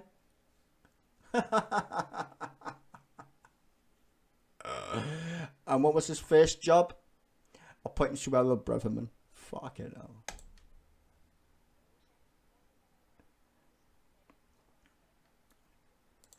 A surprise is a fucking understatement. Wow. The guy who gave us Brexit is now the Foreign Secretary and got a peer. What a fucking joke. And David Cameron's fucking pigs, apparently. Like, what quality does David Cameron have? He literally is the dumbest fucking Prime Minister we've had. Who the fuck goes to the electorate with such a retarded question like, do you want to leave the EU? Who does that? Who's that stupid? David Cameron.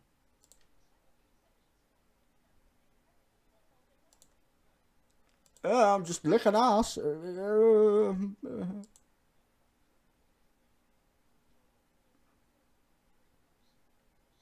Yeah, he made you health minister, remember? We won't forget though, you twat.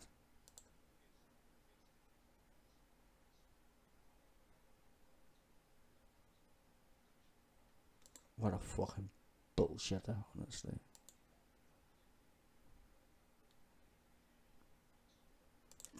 And you're hopefully out of a job. It's like he's assuming that he's still going to be in power. When you interview me next year, what, as like working for a giant corporation somewhere, because you're not going to be in power for. I hope not anyway. Fuck my life.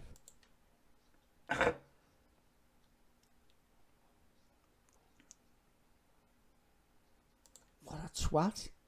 He's an honest to God twat. It wasn't easy. We had to tax the poor. Wasn't easy. We got away with it this long.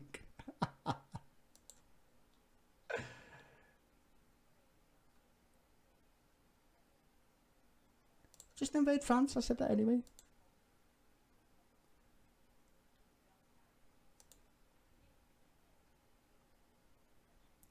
Yes, of course it does.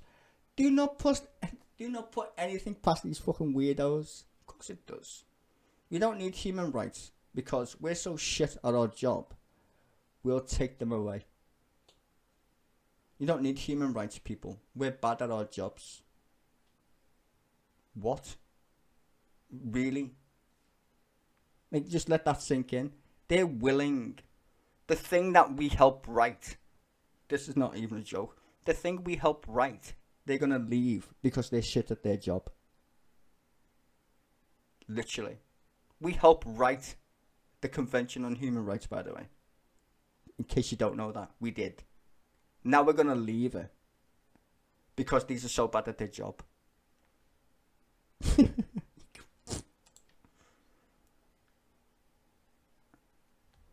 But she's a nutter. Of course she wants it. She's the most racist black person I've ever come across in my life.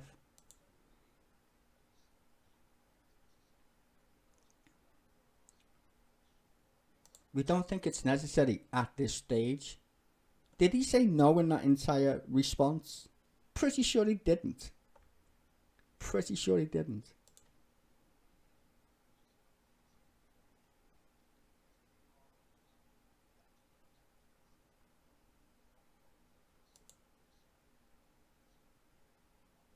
Yeah, we did that. Right, we did that. But you're bad at it. You're literally just bad at it. Bad. Just saying. Bad at it. We got, was it 1 million people or something? It's some fucking crazy number of people who was like, hey, can I be British? And they're like, go and sit in a hotel for a while. Just stay over there. Like, fucking loads of them. Just go over there. We can't be asked to do our job.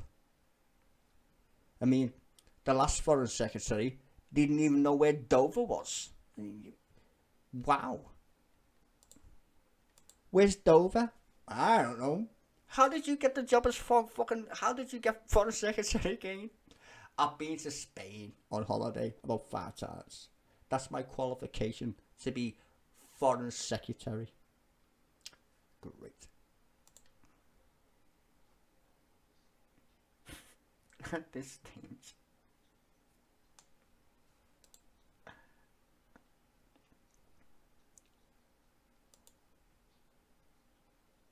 Just hopefully not you though. Hopefully not you. Because every decision you've ever made has totally fucking not worked. Ever. Like your entire idea of Brexit was shit anyway, right? Why did you do that? Power. You didn't think, in fact you did think that people would be so retarded they'd vote yes. Let's stay in the EU. I don't know what country you think you live in at all. It's so bonkers to listen to these people who literally have, I don't know if they live in the same dimension, let alone reality, for fuck's sake. They live in alternate dimensions.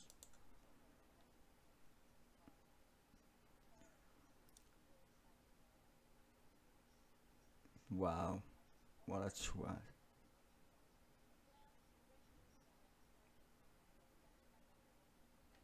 No one cares if it does Strictly Come Dancing, you twats. No one cares.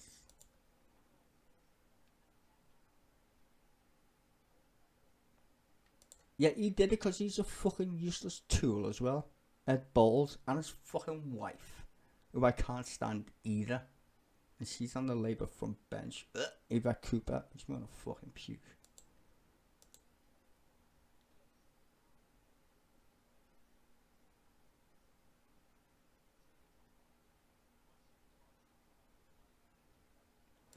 Vote him out, ladies and gentlemen. Vote him out. Make me a happy man. Vote him out. So I don't have to look at his fucking gob anymore.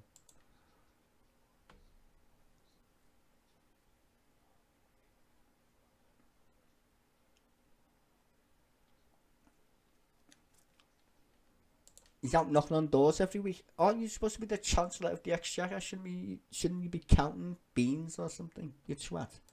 Not knocking on doors. Looking on the guns, twat.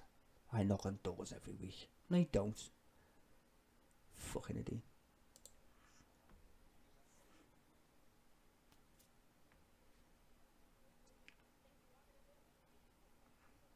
Oh my god. Laura Kuenssberg.